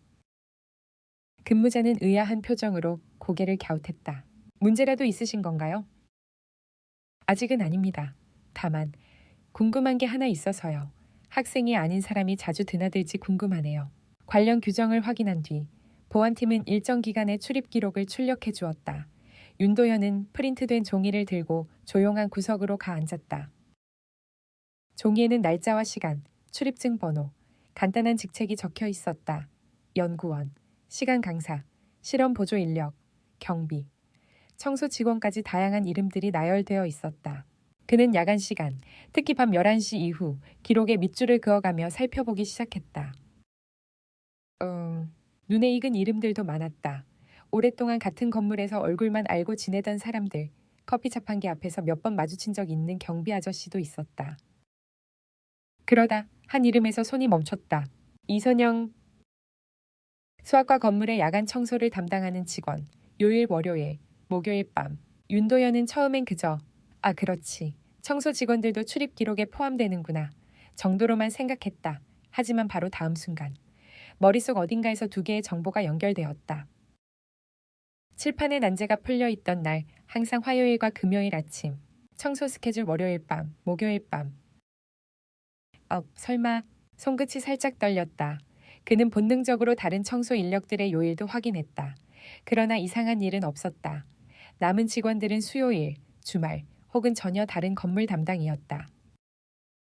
유독 이선영만 이상할 정도로 칠판이 풀려있던 날과 붙어있는 밤에 근무하고 있었다. 물론 이 기록만 가지고 무언가 단정할 수는 없었다. 그저 건물 관리 스케줄이 우연히 그렇게 짜인 것일 수도 있었다. 하지만 이건 우연치고는 너무 정확한데 그는 프린트물을 접어 허리춤 안쪽에 넣었다. 며칠 뒤 그는 평소보다 늦은 시간까지 학교에 남아 논문 초고를 손보았다. 밤 11시가 넘자 복도는 더 깊은 어둠에 잠겼다. 연구실 창밖으로 보이는 캠퍼스는 오래된 사진처럼 고요했다. 간혹 먼 발치에서 들려오는 자동차 소리와 나무 사이를 스치는 바람 소리만이 살아있는 기척을 증명하고 있었다. 윤도현은 시계를 힐끔 보고 자리에서 일어났다. 지금쯤이면 청소 인력들이 돌아다니겠지. 연구실 문을 열고 복도로 나가자 희미한 바퀴 소리가 들렸다. 어딘가에서 카트를 밀고 다니는 소리였다. 그는 발소리를 최대한 줄이고 복도 모퉁이를 돌아 나갔다. 그 순간 그는 마주쳤다. 회색 청소복을 입은 이선영이 수건과 세제를 싣고 있는 청소 카트를 밀고 있었다. 그녀는 늘 그랬듯 고개를 약간 숙인 채 조용히 일을 하고 있었다. 그녀가 깜짝 놀라며 인사를 했다. 아, 교수님, 아직 안 가셨네요. 네, 조금 늦게까지 일이 있어서요. 윤도현은 자연스럽게 미소를 지으며 대답했다. 겉으로는 아무렇지 않은 척했지만 시선은 그녀 뒤쪽으로 스치듯 흘렀다.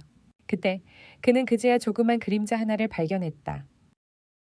청소 카트 뒤를 몇 발짝 떨어져 따라오고 있는 한 소년, 허리까지 오는 낡은 가방을 메고 손에는 두꺼운 책 한 권을 들고 있었다.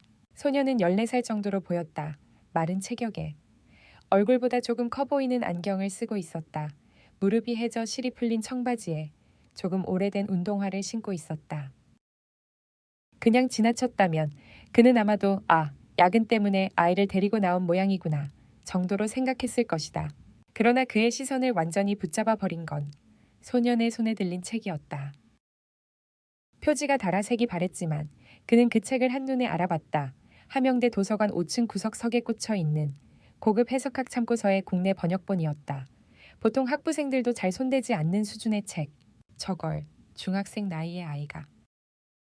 윤도현의 가슴이 빠르게 뛰기 시작했다. 이선영이 고개를 숙이며 말했다. 죄송해요, 교수님. 아이를 집에 혼자 두기 좀 그래서. 데리고 다니는 게 버릇이 됐네요. 방해되면. 아닙니다. 전혀요. 윤도현은 얼른 손을 저었다. 늦은 시간에 고생이 많으십니다. 조심히 다니세요. 이선영이 다시 한번 고개를 숙이고 소년에게 작게 뭐라 말하자 소년도 서툰 인사처럼 허리를 살짝 굽혔다. 그들이 복도 끝으로 사라질 때까지 윤도현은 한동안 그 자리에서 움직이지 못했다. 야간 청소 직원 이선영, 월요일, 목요일 근무, 손에는 고급 수학책을 든 14살로 보이는 소년. 머릿속에서 점들이 하나둘 연결되기 시작했다. 혹시, 설마 그는 자신도 모르게 중얼거렸다. 그 순간 가슴 깊은 곳에서 묵직한 감각이 올라왔다. 마치 평생 연구해온 수식의 마지막 퍼즐 조각이 서서히 맞춰지는 느낌이었다. 지금 눈앞에서 지나간 두 사람, 그들 중 누군가가 아니, 아마도 둘이 함께 매주 밤 4대 2호 강의실의 칠판 앞에 서서 자신이 낸 난제를 풀고 있을지도 모른다는 생각을 지울 수 없었다. 하지만 아직은 추측일 뿐이지. 윤도현은 깊게 숨을 들이켰다. 수학자로서 그는 간만으로 결론 내리는 일을 가장 싫어했다. 확신을 가지려면 증거가 필요해. 그는 천천히 연구실로 돌아왔다. 책상 위에 펼쳐져 있던 논문들을 한쪽으로 밀어놓고 작은 메모장을 꺼냈다. 거기에 이렇게 적었다. 월요일 밤, 목요일 밤. 야간 청소 직원 이선영. 동행하는 소년 해석학 책 소지. 다음 단계 직접 확인. 그리고 아래에 한 줄을 더 적었다. 오늘 밤 집에 가지 않는다. 그날 밤 연구실 안낡은 소파는 그의 임시 침대가 되었다. 창밖으로는 드문드문 가로등 불빛이 반짝였고 복도에서는 강한이 청소 카트 바퀴 소리가 멀어졌다 가까워지기를 반복했다. 윤도현은 휴대폰 알람을 새벽 2시로 맞춰놓고 가볍게 눈을 감았다. 한동안 뒤척이던 그는 결국 희미한 졸음에 빠져들었다. 그리고 알람이 울리자 그는 즉시 눈을 떴다. 심장이 조금 빨리 뛰고 있었다. 연구실 문을 열고 복도로 나왔을 때 건물 안은 거의 완전한 정적에 잠겨 있었다. 어디선가 냉난방귀 소리가 낮게 윙하고 울렸다. 그는 소리를 죽이며 4호기 2호가 있는 방향으로 걸어가기 시작했다. 복도 끝에 가까워질수록 아주 희미한 빛이 바닥에 드리워지기 시작했다. 문틈 아래로 흘러나오는 옅은 형광등 불빛. 윤도현은 곧 그것이 바로 4기구 2호 강의실에서 나오고 있다는 사실을 깨달았다. 손바닥에 땀이 배어들었다. 그는 문 손잡이를 조심스럽게 잡고 아주 조금만 문을 밀어 열었다. 낡은 경첩이 내는 소리가 새어나가지 않도록 천천히, 최대한 조용히. 그 순간 그의 귓가에 가장 먼저 들어온 것은 익숙하면서도 새롭게 느껴지는 소리였다. 칠판 위를 스치는 부드러운 분필 소리. 그리고 그 소리를 따라 눈을 움직였을 때 그는 그것을 보았다. 칠판 앞에 서 있는 마른 어깨의 소년, 낡은 운동화를 신고 분필 하나만을 손에 쥔 채 칠판 속 세계에 완전히 빠져 있는 모습. 구석 한편에서는 이선영이 말을 죽인 채 조용히 바닥을 닦고 있었다. 하지만 그녀의 눈은 가끔씩 아들의 뒷모습으로 향했다가 문 쪽으로도 불안하게 스쳐갔다. 희미한 형광등 불빛 아래 소년의 그림자는 칠판에 길게 드리워져 있었다. 그의 손놀림은 매끄럽고 한 번도 머뭇거리지 않았다. 마치 이미 머릿속에서 모든 계산을 끝내고 이제는 그저 결과를 옮겨 적기만 하는 사람처럼. 윤도현은 문틈에 손을 댄 채 숨을 죽였다. 일체의 소음도 내지 않으려 심지어 숨조차 얕게 쉬었다. 지금 눈앞에 서 있는 존재가 어떤 의미인지 그는 본능적으로 알고 있었다. 저건 그냥 똑똑한 아이가 아니다. 그의 가슴 속에서 오래전에 잊어버린 단어 하나가 서서히 떠오르고 있었다. 천재. 그날 새벽 사국 2호 강의실 문틈 사이 좁은 틈으로 스며들던 분필 소리와 약한 불빛은 윤도현의 삶이, 그리고 이 건물에 드나드는 세 사람의 인생이 조용히 다른 궤도로 들어서고 있음을 알리는 첫 번째 신호였다. 함영대학교 4기 2회서 시작된 작은 기적은 그날 이후로 매주 2번씩 꾸준히 이어졌다. 어느새 겨울의 기운이 사라지고 교정 곳곳의 나무들이 봄빛을 준비하듯 가지 끝을 부풀렸다. 사학국 2회서는 밤마다 분필과 생각이 부딪히는 소리가 천천히 깊어졌다. 하지만 세 사람이 몰랐던 것은 조용했던 이 비밀이 점점 더 많은 파문을 일으킬 준비를 하고 있다는 사실이었다. 밤의 강의실 온도. 월요일 밤. 도윤과 이선영은 평소처럼 강의실 문을 밀고 들어섰다. 익숙해진 그 풍경은 이제 두 사람에게 작은 안식 같은 것이 되어 있었다. 윤도현은 이미 칠판 옆에서 기다리고 있었다. 흰 와이셔츠 소매를 걷어 올린 채 분필 한 자루를 반쯤 부러뜨려 다듬고 있었다. 왔구나. 오늘은 중요한 이야기를 좀 해보자. 이 말에 도윤은 눈을 깜빡였다. 자신과 관련해 중요한 이야기라는 말은 평생 들어본 적 없었다. 윤도현은 테이블 위에 놓인 노트를 펼쳐 보였다. 거기에 적힌 글은 예상 밖이었다. 도윤, 너에 대한 기록이야. 지난 한 달 동안 너와 함께 풀어본 접근 방식, 네가 만들어낸 새로운 변형들을 정리해 둔 거야. 노트의 페이지는 이미 30장이 넘게 채워져 있었다. 줄 사이에는 자잘한 도형과 변형 과정, 윤도현의 생각이 빼곡히 들어 있었다. 도윤은 책상 끝을 붙잡고 말했다. 교수님이 이걸 다 정리하신 거예요. 그래, 너한테 배우는 게 많으니까 연구자로서 기록하는 건 당연한 일이지. 도윤의 귀끝이 붉어졌다. 자신의 생각이 누군가의 연구 노트에 실릴 거라 상상한 적도 없었기에 그 말은 믿기지 않을 만큼 낯설고 벅찼다. 새로운 난제의 등장. 그날 윤도현은 커다란 종이 한 장을 꺼내 칠판 한가운데 붙였다. 오늘은 조금 다른 방식으로 가보자. 종이에는 윤도현이 여러 해 동안 풀지 못해 서랍에 넣어두었던 난제가 조심스럽게 적혀 있었다. 도윤은 문제를 보고 바로 고개를 갸웃했다. A 문제. 형태가 좀 이상해요. 이상하다고. 네. 숫자는 복잡한데 구조가 너무 얌전해요. 뭔가 숨기고 있는 느낌. 윤도현은 눈을 가늘게 떴다. 문제는 실제로 매우 복잡했지만 도윤이 느낀 숨기고 있다는 표현은 그가 몇 년 동안 이 문제를 대하면서 한 번도 떠올리지 못했던 관점이었다. 도윤은 천천히 칠판에 접근했다. 이번에는 분필을 들기 전에 문제 전체를 넓게 보며 손끝을 실루엣처럼 움직였다. 마치 칠판이 보이지 않는 선을 따라 문제의 무게를 나누듯 그는 한참을 그렇게 살폈다. 그리고 분필을 들어 문제의 한 조각을 동그랗게 둘렀다. 이 부분요. 여기만 보면 지금 문제의 모든 부담이 다 이쪽에서 쏟아져요.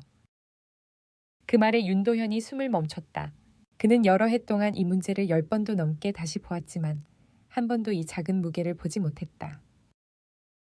도윤은 분필을 세워 문제를 재구성하기 시작했다. 기존의 선형 방식이 아닌 격자 구조로 문제를 재배치하는 방식. 수학에서는 거의 쓰이지 않는 방식이었다. 하지만 도윤에게는 자연스러운 흐름이었다. 가장 먼저 마주하게 되는 벽. 그러나 난제는 난제였다. 1시간쯤 지났을 때 도윤의 손이 처음으로 멈췄다. 여긴 모르겠어요. 도윤은 턱을 괴고 문제를 바라보았다. 윤도현이 말했다. 잠깐 쉬어도 돼. 몰라서 멈춘 게 아니라. 지금까지는 내 직관이 너무 빠르게 이어졌던 거야. 도윤은 고개를 저었다. 아니에요. 이 부분은 제 방식으로는 이해가 안 돼요. 그의 말에는 처음 느끼는 미세한 좌절감이 스며 있었다. 이선영이 그 모습을 보고 두 손을 꼼지락거리며 말했다. 도윤아, 너무 무리하는 거 아니니? 하지만 윤도현은 부드럽게 웃었다. 이선영 씨, 괜찮아요. 수학은 이렇게 멈추는 순간이 있어야 그 다음이 생기는 겁니다. 그리고 도윤을 향해 말했다. 이 부분은 네가 막힌 게 아니라 오히려 올바른 곳에 도착했다는 신호야. 도윤의 눈이 살짝 커졌다. 제가 올바른 곳이요. 그래, 이 문제는 나도 여기서 멈췄어. 지금 너와 내가 같은 지점에 서 있다는 뜻이야. 그 말은 도윤에게 엄청난 힘이 되었다. 그의 손끝은 다시 힘을 얻었고 칠판의 기호들이 다시 흘러가기 시작했다. 숨은 패턴을 찾아내는 능력. 문제를 다시 바라본 도윤은 갑자기 칠판 한 구석에 작은 사각형을 그렸다. 여기요. 만약 이걸 기준으로 보면 식이 조금 더 단순해져요. 윤도현이 다가가 사각형 안을 들여다봤다. 그 안에는 문제의 전체 구조 중 단 한 줄, 그것도 미묘하게 반복되는 부분이 있었다. 도윤은 말했다. 이 패턴이 계속 문제가 되는 것 같아요. 여기서 문제가 크게 불어난 것 같은데. 그는 천천히 말을 이어갔다. 만약 이걸 아예 처음부터 바꿔버리면 어떨까요? 그 말에 윤도현은 충격을 받았다. 그가 수십 번 이 문제를 다시 볼 때마다 절대로 건드리지 않으려 했던 부분이 바로 그곳이었다. 여기 문제의 기반이라 건들면 안 돼. 여길 건드리면 문제 자체가 바뀌어버린다. 그는 항상 그렇게 생각했다. 그러나 도윤의 눈에는 그 부분이 문제의 시작점이 아니라 억지로 붙여 넣은 조각처럼 보였던 것이다. 윤도현은 몇 초 동안 아무 말도 못했다. 그리고 조용히 중얼거렸다. 이걸 바꿔버리자고. 도윤은 확신이 있는 듯 고개를 끄덕였다. 네, 문제의 성질이 바뀌긴 하지만 오히려 진짜 성격이 드러날 것 같아요. 윤도현은 가슴속에서 오래된 문이 천천히 열리는 듯한 감각을 느꼈다. 그 문 너머로 그동안 자신이 보지 못했던 세계가 어렴풋이 드러나고 있었다. 한 걸음 더 깊어지는 수학의 밤. 시계는 자정이 넘었고 캠퍼스 밖에는 바람만 남았다. 칠판은 두 사람의 글씨로 절반 넘게 채워져 있었다. 기호들은 서로 연결되어 마치 살아있는 생물처럼 움직이는 듯했다. 윤도현은 도윤과 나란히 칠판을 바라보았다. 둘의 어깨 사이에는 세대, 지위, 경험을 모두 뛰어넘는 묘한 동료의식 같은 것이 피어오르고 있었다. 도윤이 불쑥 말했다. 교수님, 저 수학이 왜 이렇게 좋을까요? 윤도현은 순간 말을 잃었다. 자신도 오래전에 품었다 잃어버린 질문이었기 때문이다. 도윤은 천천히 말을 이어갔다. 종종 아무도 모르는 어두운 방에서 저 혼자 문제를 풀고 있잖아요. 그런데 그 순간만큼은 세상에서 제가 제일 편안한 느낌이 들어요. 그는 손을 가슴 위에 올렸다. 심장이 너무 시끄럽지 않고요. 숨도 잘 쉬어지고 머릿속이 조용해져요. 윤도현은 눈을 깜빡였다. 그 말은 그가 젊었을 때 꺼내보고 싶었지만 말로 표현하지 못했던 감정이었다. 그리고 그는 천천히 말했다. 그건 너의 머리가 세상과 합쳐지는 순간을 느끼기 때문이야. 도윤은 놀란 듯 윤도현을 바라보았다. 수학은 숫자들의 세계가 아니야. 내가 이해할 수 있는 세계라는 걸 증명해주는 언어지. 그 말에 도윤의 눈빛이 깊게 흔들렸다. 밤이 끝날 무렵 강의실 창문 너머로 새벽빛이 아주 희미하게 들어오기 시작할 때였다. 윤도현이 말했다. 오늘은 여기까지 하자. 많이 배웠다. 정말 많이. 도윤은 분필을 내려놓으며 짧게 숨을 들이쉬었다. 이선영이 다가왔다. 도윤아, 인사드려야지. 도윤은 교수에게 고개 숙여 말했다. 오늘 너무 재미있었어요. 윤도현은 웃으며 그의 어깨를 가볍게 두드렸다. 나도 다음엔 네가 말한 그 패턴부터 다시 들어가 보자. 세 사람은 강의실 문을 나섰다. 방 공기엔 새벽의 냄새가 섞여 있었다. 숨을 쉬기만 해도 차갑고 깨끗해지는 느낌이 들었다. 이선영은 조심스레 물었다. 교수님, 혹시 우리 같은 사람들이 교수님 시간을 이렇게 오래 써도 되나요? 윤도현은 멈춰섰다. 그리고 아주 천천히 고개를 저었다. 이선영 씨. 그의 목소리는 무겁고 단단했다. 당신 아들은 내가 평생 동안 기다려온 제자입니다. 그 말에 이선영의 눈가가 흔들렸다. 도윤은 조용히 엄마의 손을 잡았다. 그리고 세 사람은 아직 어두운 새벽길을 천천히 걸어 내려갔다. 조용한 소문, 시끄러운 세상. 함영대학교 수학과 건물 4층 복도는 늘 그랬듯 조용했다. 하지만 요즘 그 조용함은 어딘가 미묘하게 달라져 있었다. 학생들이 지나가며 힐끔 강의실 안을 들여다보는 일이 부쩍 늘었고 교수 휴게실에서는 자주 윤도현의 이름이 오르내렸다. 눈에 보이는 변화는 크지 않았지만 물밑에서는 이미 작은 물결이 일어나고 있었다. 아침 회의가 있는 날, 수학과 교수들이 모이는 회의실에는 커피 냄새가 희미하게 퍼져 있었다. 윤도현이 들어가자 몇몇 동료들이 슬쩍 눈을 마주치더니 서로 귓속말을 나눴다. 한 중견 교수가 먼저 말을 꺼냈다. 요즘 밤마다 강의실에 나오신다면서요. 연구가 다시 잘 풀리나 보죠. 톤은 가볍지만 말 속에는 호기심과 약간의 견제가 섞여 있었다. 윤도현은 대충 웃어 넘기려 했다. 오랜만에 재밌는 일을 하고 있어서요. 옆에 있던 이규진 교수가 컵을 내려놓으며 끼어들었다. 재밌는 일이라기보다 특이한 제자를 하나 발견하셨다는 소문이 돌던데요. 회의실 안의 시선이 동시에 그에게로 쏠렸다. 조용하던 공간이 순간 더 조용해졌다. 윤도현은 잠시 머뭇거리다가 굳이 부정하지 않았다. 네, 조금 특이한 친구를 만나긴 했습니다. 누군가 낮게 휘파람을 불었다. 함영대에 숨겨진 영재가 있었어요. 학생은 아니야. 다른 교수가 말했다. 청소 직원의 아들이라던데. 몇몇의 눈썹이 동시에 올라갔다. 아, 그 얘기. 나도 들었어요. 밤마다 청소하러 오는 분 아들이 칠판에 문제를 푼다면서요. 조금 과장된 말투였다. 소문은 이미 팩트에서 한두 걸음쯤 앞서가고 있었다. 윤도현이 입을 열려는 순간 회의실 문이 열리며 학과장 박정호가 들어왔다. 자, 잡담은 이따 하시고 회의부터 합시다. 회의는 평소처럼 예산, 강의 평가, 연구비, 신임 교수 채용 등 무거운 이야기들로 진행됐다. 하지만 윤도현은 중간중간 동료들의 시선이 자신에게 자주 머무는 것을 느끼고 있었다.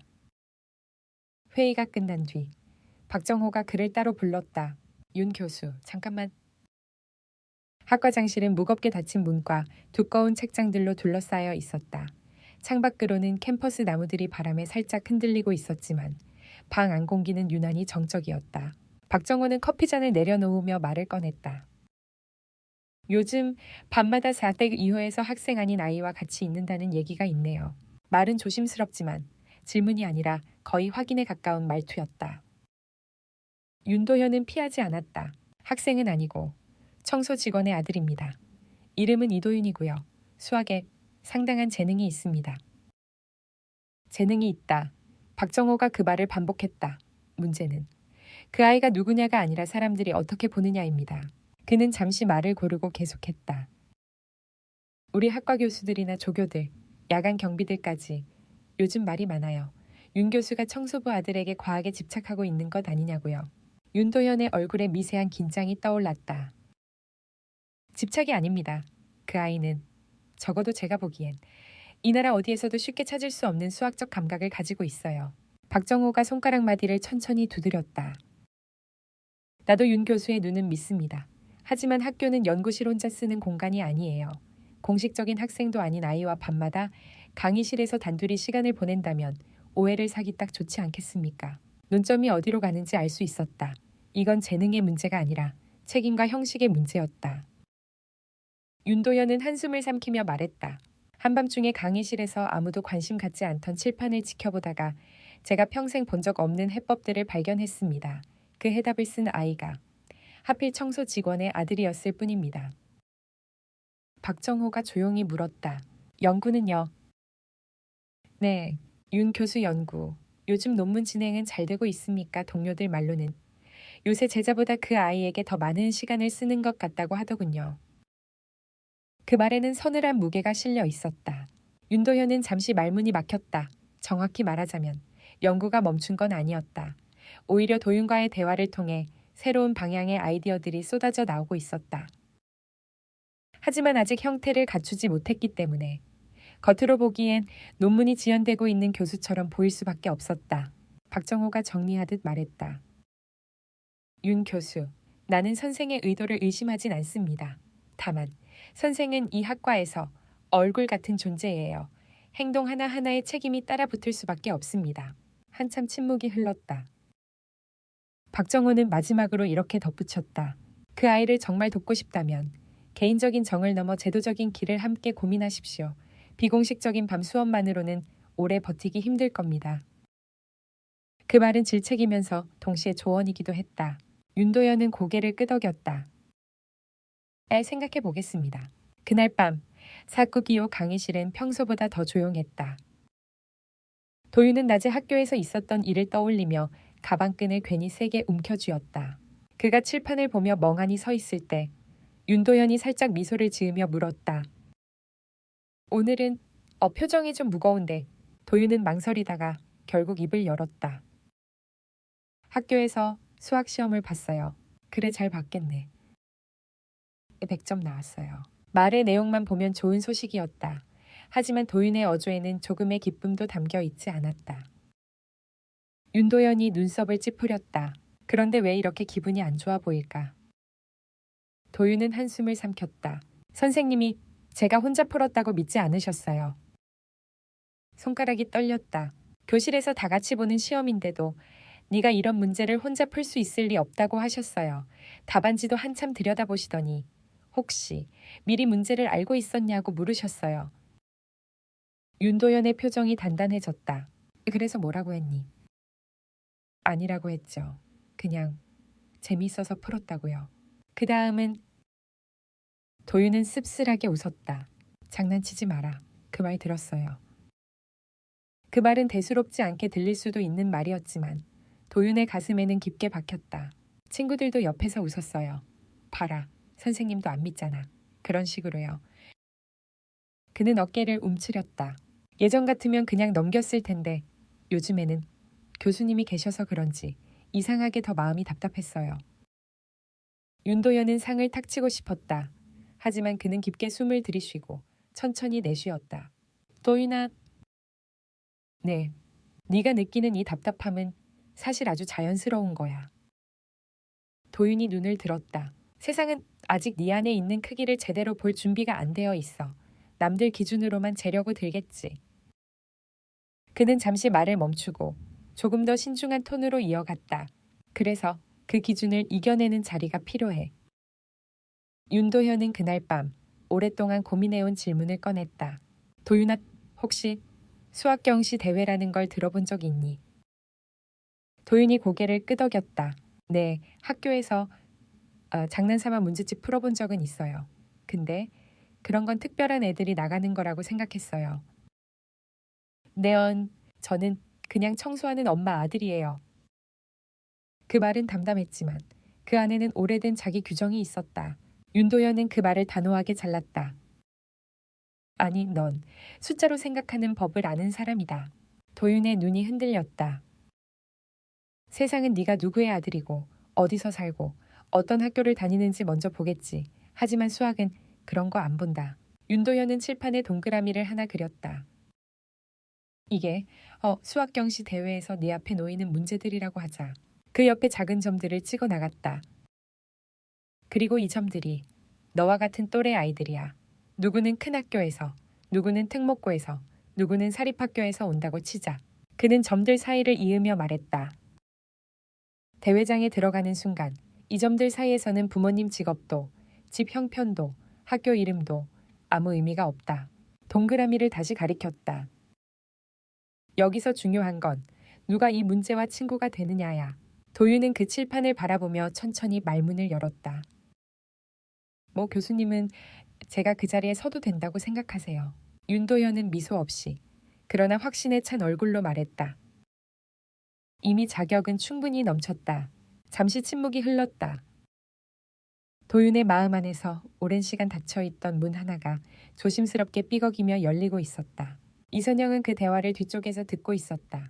청소 카트를 세워둔 채 두 손을 꽉 잡고 있었다.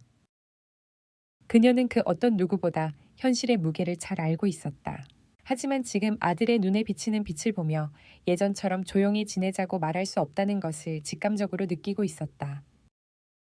수업이 끝난 뒤 그들은 강의실을 나서면서 잠시 계단 앞에서 멈춰 섰다. 이선영이 조심스럽게 입을 열었다. 교수님, 경시대회라는 건 많이 힘든 건가요? 윤도현이 고개를 끄덕였다. 준비 과정도 길고 결과에 따라 상처를 받을 수도 있습니다. 하지만 그는 도윤을 한번 바라보았다. 이 아이는 이미 아무도 알아주지 않는 곳에서 제일 힘든 길을 혼자 걸어왔어요. 저는 준비만 제대로 된다면 도전할 가치가 충분히 있다고 생각합니다. 이선영의 눈이 흔들렸다.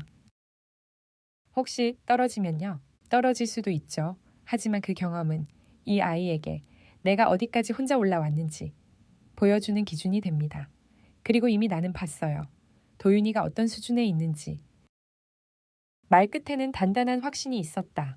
도윤이 조용히 엄마 쪽으로 몸을 기울였다. 엄마, 저 한번 해볼게요.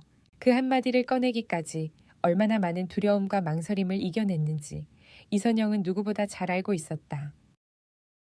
그녀는 아들의 머리를 조심스레 쓰다듬었다. 그래, 해보자. 그리고 윤도현을 향해 고개를 숙였다. 교수님, 부탁드립니다.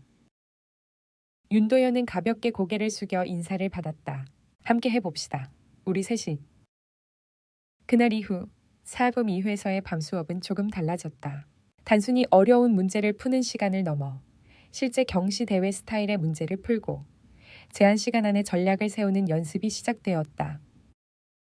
윤도현은 자신의 연구 노트보다 도윤의 문제풀이 노트를 더 자주 들여다보게 되었다. 수업 전에는 본인이 예전에 출제 혹은 검토에 참여했던 기출 문제들을 꺼내 어디부터 보여줄지 고민했다. 수업 중에는 도윤이 고민하는 표정을 마치 실험 데이터를 관찰하듯 집중해서 지켜보았다. 수업이 끝난 뒤에는 이날 나온 새로운 아이디어를 노트에 기록하고 거기서 자신의 연구에 적용할 수 있는 실마리를 찾았다. 도윤에게는 어느새 밤의 강의실이 세상에서 가장 편안한 장소가 되었다. 낮에는 여전히 학교에서 오해를 사기도 하고 친구들 사이에서 어색한 웃음을 짓기도 했지만 밤이 되면 숫자와 기호를 통해 온전한 자신으로 숨을 쉴 수 있었다. 그러나 세상은 언제나 조용한 변화를 오래 내버려 두지 않는다. 함영대학교 복도 끝에서 작게 피어오르던 소문은 서서히 크기를 키우고 있었다. 윤 교수, 요즘 청소 직원 아들 붙잡고 밤마다 수학 가르친다며 원래 그렇게 정 많은 사람이었나 연구는 안 하고 괜히 감정이입만 하는 거 아냐? 누군가는 걱정하는 척 말했고 누군가는 비웃는 듯 말했고 누군가는 부러움과 시기를 섞어 이야기했다. 그리고 그 소문 중 일부는 천천히 그러나 분명히 도윤이 다니는 중학교 쪽으로도 번져가고 있었다. 아직은 아무도 그게 어떤 파장을 가져올지 모르는 채로 이제 한 소년과 한 교수 그리고 한 어머니가 함께 만든 조용한 밤의 세계는 점점 더 큰 세상의 시선과 마주하게 될 준비를 하고 있었다. 함영대학교 4석 이후 강의실에서 피어난 작은 불씨는 그들 세 사람을 조금씩 바꿔놓았다.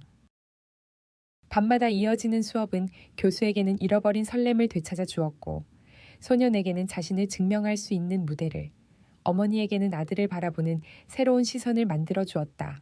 하지만 작은 불씨가 밝아질수록 멀리서 그 빛을 이상하게 바라보는 눈들도 늘어나기 시작했다. 그리고 그 눈길들은 서서히 도윤과 윤도현, 그리고 이선영의 삶의 조용한 균열을 만들고 있었다. 학교의 그림자가 드리우다. 윤도현은 최근 들어 자신의 연구실 문 앞에서 익숙한 소리 하나를 자주 듣게 됐다. 누군가가 지나가며 그의 방 앞에서 발걸음을 멈추는 소리. 그것은 잠깐의 망설임 같기도 했고 잡담이 오가는 순간 같은 기척이기도 했다. 처음에는 대수롭지 않게 넘겼다. 하지만 어느 날 한 조교가 어색하게 웃으며 말을 걸어왔다. 교수님, 요즘 학생들 사이에 조금 이상한 얘기가 도는 것 같아서요. 윤도현은 책상에서 눈을 들었다. 이상한 얘기. 조교는 난감하다는 듯 머리를 긁었다. 교수님이 밤마다 누군가를 데려다 강의한다는 얘기가 조금 이상한 방향으로 번지는 것 같아요. 그 말에 윤도현은 눈을 가늘게 떴다. 이상한 방향이라니. 글쎄요. 연구실 사람들끼리는 대체로 농담처럼 얘기하지만요. 학생들 사이에서는 뭔가 비밀스러운 가르침을 준다거나 심지어 교수님이 새로운 영재를 숨겨두고 있다는 식으로 말을 줄이려는 듯 조교는 웃어 넘기려 했다. 하지만 윤도현은 가볍게 웃지 않았다. 조교는 미묘하게 멈칫하고 다시 입을 열었다. 교수님이 도와주는 아이가 청소하는 분의 아들이라는 이야기도 돌아서요. 그게 이런저런 오해를 낳는 것 같습니다. 조교는 더 말하지 않았지만 그 말이 무엇을 의미하는지는 충분히 명확했다. 세상은 배경이, 계층이, 출신이 조금 다르면 그 차이를 과장하여 말하기 좋아했고 특히 학문 세계는 누구를 가르치느냐가 사람들 입에 오래 남기도 했다. 윤도현은 천천히 숨을 내쉬었다. 그냥 소문이겠지. 특별히 신경 쓸 건 없네. 그는 담담하게 말했지만 조교가 문 닫고 나간 뒤 책상에 놓인 펜을 들었다가 조용히 내려놓았다. 지금 이 문제를 가볍게 넘겨서는 안 된다는 생각이 마음 한구석에서 불쑥 올라왔다. 다른 세계의 충돌. 도윤이 다니는 중학교에서도 조용한 변화가 시작되고 있었다. 하교하는 길, 등 뒤에서 누군가가 다가와 어깨를 콕 찔렀다. 야, 도윤아. 도윤은 돌아보았다. 언제나 시비를 걸던 동급생 2명이 서 있었다. 그중 한 명이 코웃음을 쳤다. 너 요즘 밤마다 대학 교수랑 공부한다며 진짜야. 도윤은 말없이 가방 끈을 쥐었다. 그거 들었어. 애들이 그러는데 너 진짜 천재래. 옆에 있던 다른 아이가 킥킥거리며 덧붙였다. 근데 있잖아. 청소하는 아줌마 아들이 무슨 천재냐 말이 되냐. 등 뒤에서 누군가의 웃음소리가 터졌다. 도윤은 그 순간 몸이 아주 조금 떨렸다. 평소라면 아무 말 없이 지나쳤을 것이다. 하지만 이제 그는 밤마다 숫자와 기호 속에서 자신의 세계를 찾고 있었다. 그런 시간들을 이런 말로 더럽히게 내버려 두고 싶지 않았다. 도윤은 아주 조용한 목소리로 말했다. 애들가 뭘 안다고 그래. 아이들이 순간 멈칫했다. 그들은 도윤이 반항하거나 맞서 말하는 모습을 한 번도 본 적이 없었다. 한 아이가 비웃듯 말했다. 뭐야, 요즘 대학 교수님이랑 논다고 기분이라도 바뀐 거야. 도윤의 속에서 원래 가지고 있던 침묵의 껍질이 아주 조금 금이 갔다. 그는 고개를 들고 아이들을 똑바로 바라보았다. 수학은 누가 가르쳤는지로 얘기하는 거 아니야. 아이들은 잠시 말을 잃었다. 도윤은 한 걸음 더 다가갔다. 그냥 누가 문제랑 오래 앉아 있었는지로 얘기하는 거야. 그 한마디는 평소의 도윤과는 너무 달라 아이들이 잠시 말문을 잃게 만들었다. 그리고 뒤에서 누군가가 중얼거렸다. 야, 얘 왜 이렇게 달라졌냐. 도윤은 그 말에 대답하지 않았다. 그저 조용히 가방을 다시 메고 걸어갔다. 하지만 걸음을 옮길수록 가슴속은 이상하게 뜨거웠다. 윤도현의 불안. 며칠 뒤 학과장 박정호가 다시 윤도현을 불렀다. 문이 닫히자마자 박정호는 단도직입적으로 말했다. 윤 교수, 도윤이라는 아이. 학교에서 시험 결과 때문에 문제가 생긴 것 같습니다. 윤도현의 표정이 굳었다. 무슨 문제입니까? 중학교에서 연락이 왔어요. 해당 학생이 평소 성적보다 너무 높은 점수를 받았고 교사가 부정행위 의심을 제기했다고 하더군요. 윤도현의 호흡이 살짝 흔들렸다. 부정행위라니 어떻게 그런 판단을...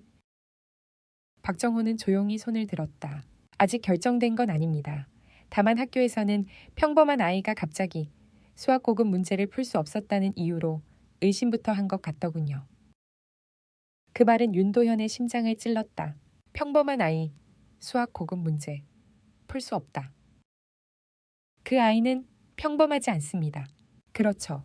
그런데 사람들은 평범함을 기준으로 남을 재단하죠.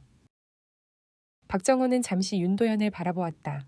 그리고 이런 상황에서는 교수님이 계셔야 할 것 같습니다. 윤도현은 자리에서 바로 일어났다.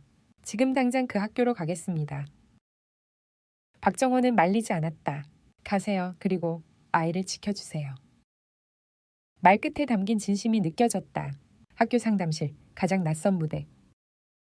중학교 교무실로 향하는 길은 도윤에게 끝없는 복도처럼 느껴졌다. 상담실 문 앞에는 이미 선생님 2명과 교감이 앉아 있었고 이선영이 긴장한 얼굴로 자리 한쪽을 차지하고 있었다. 그리고 그 앞에 윤도현이 있었다. 도윤이 문을 열자 모든 시선이 그에게로 쏠렸다. 선생님 중 한 명이 먼저 나섰다. 아, 이도윤 학생이죠. 일단 앉아봐요. 도윤은 조용히 앉았다. 이선영은 손을 꼭 쥔 채 입술만 떨고 있었다. 교사는 시험지를 펼쳐 보이며 말했다. 자, 도윤아, 선생님이 궁금한 건 네가 이 문제들을 정말로 스스로 풀었느냐 하는 거야. 그 순간 윤도현이 나직하게 말했다. 제가 대답해도 될까요? 교사들은 놀란 얼굴로 그를 바라보았다. 교감이 눈썹을 올렸다. 혹시 선생님은? 윤도현은 명함을 내밀었다. 함영대학교 수학과 교수 윤도현입니다. 이 학생을 며칠 전부터 지도하고 있습니다. 교사의 표정이 복잡해졌다. 유명한 교수님이시죠. 그런데 이 학생이 정말 이걸 풀었다고 보십니까? 윤도현은 조용히 미소를 지었다. 저는 이 아이가 칠판 하나 가득한 대학 난제를 단 한 번의 수정 없이 풀어낸 것을 직접 보았습니다. 상담실 안이 순간 조용해졌다. 그 진술은 어른들이 쉽게 넘길 수 있는 내용이 아니었다. 교사가 흔들리는 목소리로 말했다. 하지만 문제 수준이 너무 높은데요. 윤도현은 차분히 칠판 쪽을 바라보며 말했다. 수학적 사고는 나이와 학교 성적과는 전혀 상관이 없습니다. 저도 이 아이의 해법을 보고 여러 차례 놀랐습니다. 교감이 다시 물었다. 그러니까 이 학생이 부정행위를 하지 않았다고 교수님은 확신하십니까? 윤도현은 단호하게 고개를 끄덕였다. 물론입니다. 이 아이는 제가 지금까지 본 가장 뛰어난 중학생입니다. 상담실에 있던 모두가 그 말을 듣고 숨을 삼켰다. 도윤은 처음으로 자신을 향한 믿음이 선명한 말로 표현되는 순간을 느끼고 있었다. 그때 교감이 말했다. 그렇다면 시험 결과는 그대로 인정하도록 하죠. 이선영은 그제야 숨을 길게 내쉬었다. 그리고 도윤은 지금까지 묵혀왔던 숨을 드디어 놓을 수 있었다. 돌아오는 길, 새로운 약속, 학교 밖으로 나오자 해질녘 붉은 빛이 네 사람의 그림자를 길게 느렸다. 이선영은 한동안 말을 잇지 못하다가 눈물을 닦으며 말했다. 교수님, 오늘 정말 감사했습니다. 윤도현은 고개를 끄덕였다. 이선영 씨, 도윤이는 앞으로 더 이런 상황을 겪을 겁니다. 그 아이의 능력이 커지면 커질수록 세상은 더 의심하고, 더 시기하고, 더 흔들어 보려고 하겠죠. 이선영은 가슴을 쥐듯 말했다. 그게 제일 두려워요. 윤도현은 조용하게 대답했다. 그러니까 저와 함께 가는 겁니다. 도윤은 그 말을 듣고 눈을 크게 떴다. 함께요. 그래, 너 혼자 두지 않을 거야. 경시대회도, 수학도, 내 미래도 혼자서 맞서게 하지 않겠다. 붉은 하늘 아래 도윤은 천천히 고개를 끄덕였다. 그 순간 그의 눈빛에는 이전과는 확연히 다른 빛이 스며 있었다. 겁이 아닌 결심의 빛. 밤 수업의 새로운 페이스. 그날 이후 4급 2호 강의실 수업은 또 다른 의미를 가지기 시작했다. 단순한 난제풀이를 넘어서 실전을 준비하기 위한 단계가 들어갔다. 윤도현은 경시대회의 출제 경향 자료를 펼치고 도윤에게 말했다. 이제부터는 너의 방식을 최대한 유지하면서 대회가 요구하는 방식도 함께 익혀야 한다. 도윤이 고개를 끄덕였다. 엔세, 너의 강점은 구조를 새롭게 보는 능력이야. 그런데 대회에서는 그 능력을 정해진 틀 안에서 보여줘야 한다. 도윤은 살짝 머리를 기울였다. 틀 안에서 자유롭게 하라는 거네요. 윤도현은 웃음을 터뜨렸다. 맞다. 정확히 그거다. 그리고 다가오는 큰 물결. 하지만 경시대회 준비가 본격적으로 시작된다는 소문은 예상보다 훨씬 빠르게 번져나갔다. 함영대학교 내부에서는 윤도현이 청소부의 아들을 국가대표로 만들려고 한다는 과장된 말이 나돌았다. 도윤이 다니는 중학교에서는 대학 교수가 데리고 훈련시키는 천재 학생이라는 소문이 퍼졌고 학교 게시판에는 익명으로 근거도 없는 말들이 올라오기 시작했다. 그리고 어느 날 함영대학교에서 윤도현 앞으로 공식 문서가 한 통 도착했다. 내용은 간단하지만 무거웠다. 학과 차원의 면담이 필요합니다. 며칠 뒤 그를 기다리고 있는 것은 서늘한 시선들이었다. 하지만 윤도현의 머릿속에는 딱 한 가지 생각만이 있었다. 어떤 파도가 오더라도 도윤과 이선형을 먼저 지켜야 한다. 그 결심은 그동안 한 번도 흔들린 적 없는 그의 수학적 신념만큼이나 단단했다. 폭풍의 문턱에서 윤도현 앞으로 전달된 학과 면담 요청 문서는 겉보기엔 단순한 공문 한 장이었지만 그 안에 담긴 의미는 가볍지 않았다. 그는 이미 알고 있었다. 이제 일이 더 이상 세 사람만의 문제가 아니라는 것을 더 많은 사람들이 움직이기 시작했고 그 눈길은 단순한 호기심을 넘어서 의심과 시기 그리고 사회적인 수군거림으로 굳어가고 있었다. 그러나 그날 밤만큼은 윤도현은 그 사실을 강의실 문 바깥에 두고 들어오기로 했다. 왜냐하면 오늘은 도윤에게 직접 꺼내야 할 가장 중요한 말이 있었기 때문이다. 아직 아무것도 모르는 소년, 사극입 2호 강의실, 형광등이 낮게 울리는 소리가 고요한 공기를 감싸고 있었다. 도윤은 먼저 와서 칠판에 적힌 방정식을 보고 있었다. 그러다 윤도현을 보자 미소 지었다. 교수님, 오늘은 어떤 문제예요? 그 미소는 세상 모든 불안을 잠시 멈추게 할 만큼 순수했다. 윤도현은 그 표정을 보며 잠시 마음이 아팠다. 이 아이에게는 아직 바깥에서 커지고 있는 소문이 닿지 않았다. 하지만 그 파도는 곧 분명히 도윤에게도 부딪힐 것이다. 그래서 그는 결정했다. 오늘은 도윤을 어린아이처럼 보호하는 것이 아니라 하나의 참가자, 연구자, 미래의 동료로 대하기로. 윤도현은 책상에 앉으며 말했다. 오늘은 문제풀이보다 중요한 얘기를 좀 해야 할 것 같다. 도윤의 표정이 진지하게 변했다. 감당할 준비. 윤도현은 말보다 생각이 먼저 흘러넘치지 않도록 천천히 호흡을 가다듬었다. 도윤아, 너와 함께 수학을 한 지난 몇 주 동안 나는 내 능력이 어디까지 갈 수 있는지 계속 지켜봤어. 도윤은 고개를 끄덕였다. 네가 가진 직관, 문제를 바라보는 방식, 그리고 무엇보다 네가 이해하려는 태도는 내가 지금까지 본 어떤 학생보다 뛰어났다. 도윤의 귀끝이 붉어졌다. 하지만 윤도현의 목소리는 곧 더 무거워졌다. 그렇기 때문에 앞으로 너에게 찾아올 부담도 남들보다 훨씬 클 거다. 도윤은 놀란 듯 눈을 깜빡였다. 부담이요? 그래, 오늘 너희 학교에서 있었던 일 기억하지? 도윤은 고개를 살짝 숙였다. 시험 결과를 믿지 않던 선생님, 그걸 보고 웃던 친구들. 그 사건은 이미 그의 마음속에 깊은 흔적을 남겨두었다. 윤도현은 그 장면이 떠오르는 듯 천천히 말을 이었다. 이제 너에 관한 이야기는 더 멀리, 더 많은 사람에게 퍼질 거야.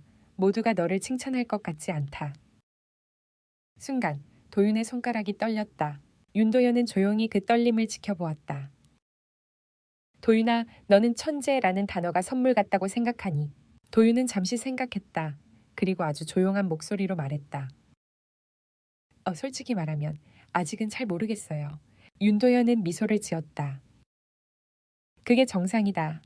천재라는 단어는 처음엔 칭찬처럼 보이지만 시간이 지날수록 규칙처럼 아이의 어깨를 누르기도 하거든. 도윤은 아무 말도 하지 않고 그 말을 받아들였다. 윤도현이 계속 말했다. 그러니까 너는 네가 얼마나 세게 빛날지 정할 권리가 있다. 하지만 동시에 네가 뚫고 나가야 할 시선들에 대비해야 한다. 도윤은 숨을 삼켰다. 맞을지라도 피하지 않을 준비를 조금씩 해야 한다는 거야. 소년의 눈동자가 아주 느리게 흔들렸다. 하지만 그 흔들림 속에는 도망치려는 기색도, 포기하려는 기색도 없었다. 그저 한 걸음 성장한 사람이 처음으로 공기를 마시는 듯한 조용한 각성이 있었다. 네, 해볼게요. 윤도현의 입가에 진득한 미소가 떠올랐다. 밤의 수업, 새로운 방식. 오늘은 문제풀이보다는 본격적인 경시 훈련의 첫날이었다. 윤도현은 테이블에서 오래된 문제집을 하나 꺼냈다. 표지가 바랬고 모서리는 세월에 닳아 있었다. 도윤은 표지를 보자마자 물었다. 이거 되게 오래된 책인가 봐요. 그래, 내가 대학생일 때 보던 책이다. 도윤이 눈을 크게 떴다. 교수님이요? 와, 진짜 오래됐네요. 윤도현은 웃음을 터뜨렸다. 어이, 그렇게까지 말할 건 없지 않나. 둘은 잠시 가벼운 웃음을 나누었다. 하지만 곧 그는 표정을 다잡고 도윤에게 말했다. 이제부터 문제를 어떻게 푸느냐보다 어떻게 보여주느냐가 더 중요하다. 보여준다는 건 경시 문제는 너 혼자 푸는 게 아니라 심사위원에게 내 방식이 왜 맞는지 설명하는 구조다. 윤도현은 종이를 꺼내 실전 스타일의 문제를 적었다. 문제 수열 안에서 아일 제르세 디이고 안 48 n2 1이라고 할 때 네 충분히 크면 내 안의 형태를 유추하라. 도윤은 문제를 읽자마자 고개를 기울였다. 이거 그냥 처음 두세 항만 보면 대충 느낌이 오는 건데 윤도현이 고개를 끄덕였다. 그렇지. 하지만 느낌으로는 점수를 못 받는다. 그는 문제 아래에 굵은 글씨로 썼다. 직관을 증명 가능한 형태로 바꿔라. 도윤의 눈빛이 변했다. 그 말은 그의 평소 방식과 정확히 마주하는 과제였다. 도윤의 첫 증명. 도윤은 연습지에 몇 가지 한글 적었다. A1, S2, A2, O3, A3, S A죠. A4, S63, A5, 39 and 68. 그는 금방 패턴을 찾은 듯 했다. 교수님, 이거 계속 커지는 방식이 좀 이상해요. 단순히 제곱이 아니라 뭔가 계단처럼 갑자기 확 커져요. 윤도현이 눈을 반짝였다. 맞아. 그 느낌을 진짜 문장으로 바꿔보자. 도윤은 한참을 고민하다 종이에 문장을 적기 시작했다. 이 수열은 커질수록 어떤 특정 패턴을 따르기보다는 폭발적으로 커지는 준지수적 형태를 가지며 그는 적다가 스스로 문장을 지웠다. 아니에요. 너무 어렵게 쓰면 안 들릴 것 같아요. 다시 적었다. 이 수열은 매 한기 이전 항의 크기를 압도할 만큼 크게 되어 어떤 방식으로 커지는지가 아니라 어디까지 커지려 하는지를 먼저 파악해야 한다. 윤도현은 그 문장을 보며 서서히 고개를 끄덕였다. 좋아, 수학자는 이렇게 자기의 말을 찾는 사람이다. 그 순간 도윤의 눈빛은 새벽 바람처럼 맑아졌다. 이선영이 조용히 느끼는 변화. 청소를 마치고 뒤편에서 걸레를 털던 이선영은 두 사람의 대화를 들으며 이제는 더 이상 낯설지 않은 감정을 느꼈다. 자신의 아들이 조금씩 그러나 분명하게 어떤 정해진 경계를 넘어가고 있었다. 도윤은 예전보다 많이 말했고 표정에도 생기가 돌았다. 하지만 그 변화가 단순한 성장만을 의미하지는 않는다는 걸 이선영은 어렴풋이 알고 있었다. 그 아이의 세상이 넓어질수록 더 많은 눈이 그 아이를 향할 것이고 그 눈들은 때로는 부러움이지만 때로는 상처가 될 수도 있다는 걸. 그래서 그녀는 밤 수업이 끝난 뒤 강의실 불을 끄기 전 윤도현에게 조심스럽게 말했다. 교수님, 우리 잘할 수 있을까요? 윤도현은 잠시 멈춰서 이선영을 바라보았다. 박 여사님, 지금 우리는 세상이 어떻게 바라보는지보다 이 아이가 어디를 바라보는지를 먼저 생각해야 합니다. 그 말은 이선영의 마음 깊은 곳을 천천히 파고들었다. 그녀는 숨을 들이쉬고 그리고 아주 작게 고개를 끄덕였다. 변화의 기척. 밤 수업을 마치고 셋이 함께 건물을 나서는데 캠퍼스 바람이 약간 차가웠다. 불 꺼진 건물들 사이로 멀리 가로등 하나가 깜박이고 있었다. 그때였다. 캠퍼스 끝에서 두 명의 학생이 이쪽을 바라보고 서 있었다. 그들은 서로 귓속말을 하다가 윤도현과 도윤이 함께 있는 모습을 보고 작게 웃고는 사라졌다. 도윤은 살짝 고개를 숙였다. 이선영은 그 모습을 보고 마음이 철렁했다. 윤도현이 조용히 말했다. 도윤아, 시선에 흔들릴 필요 없다. 도윤은 천천히 고개를 들어 말했다. 네, 이제 조금은 익숙해질 것 같아요. 그 말이 무색하게 그의 목소리엔 여전히 작은 떨림이 있었다. 하지만 그 떨림이 두려움 때문이 아니라 결심을 버티는 과정에서 오는 떨림이라는 걸 윤도현은 정확히 이해했다. 폭풍이 오고 있다. 그리고 그 흔들리던 떨림은 며칠 뒤 진짜 폭풍으로 이어졌다. 함영대학교는 내부에서 논의가 오가던 끝에 결국 다음 공문을 윤도현에게 보냈다.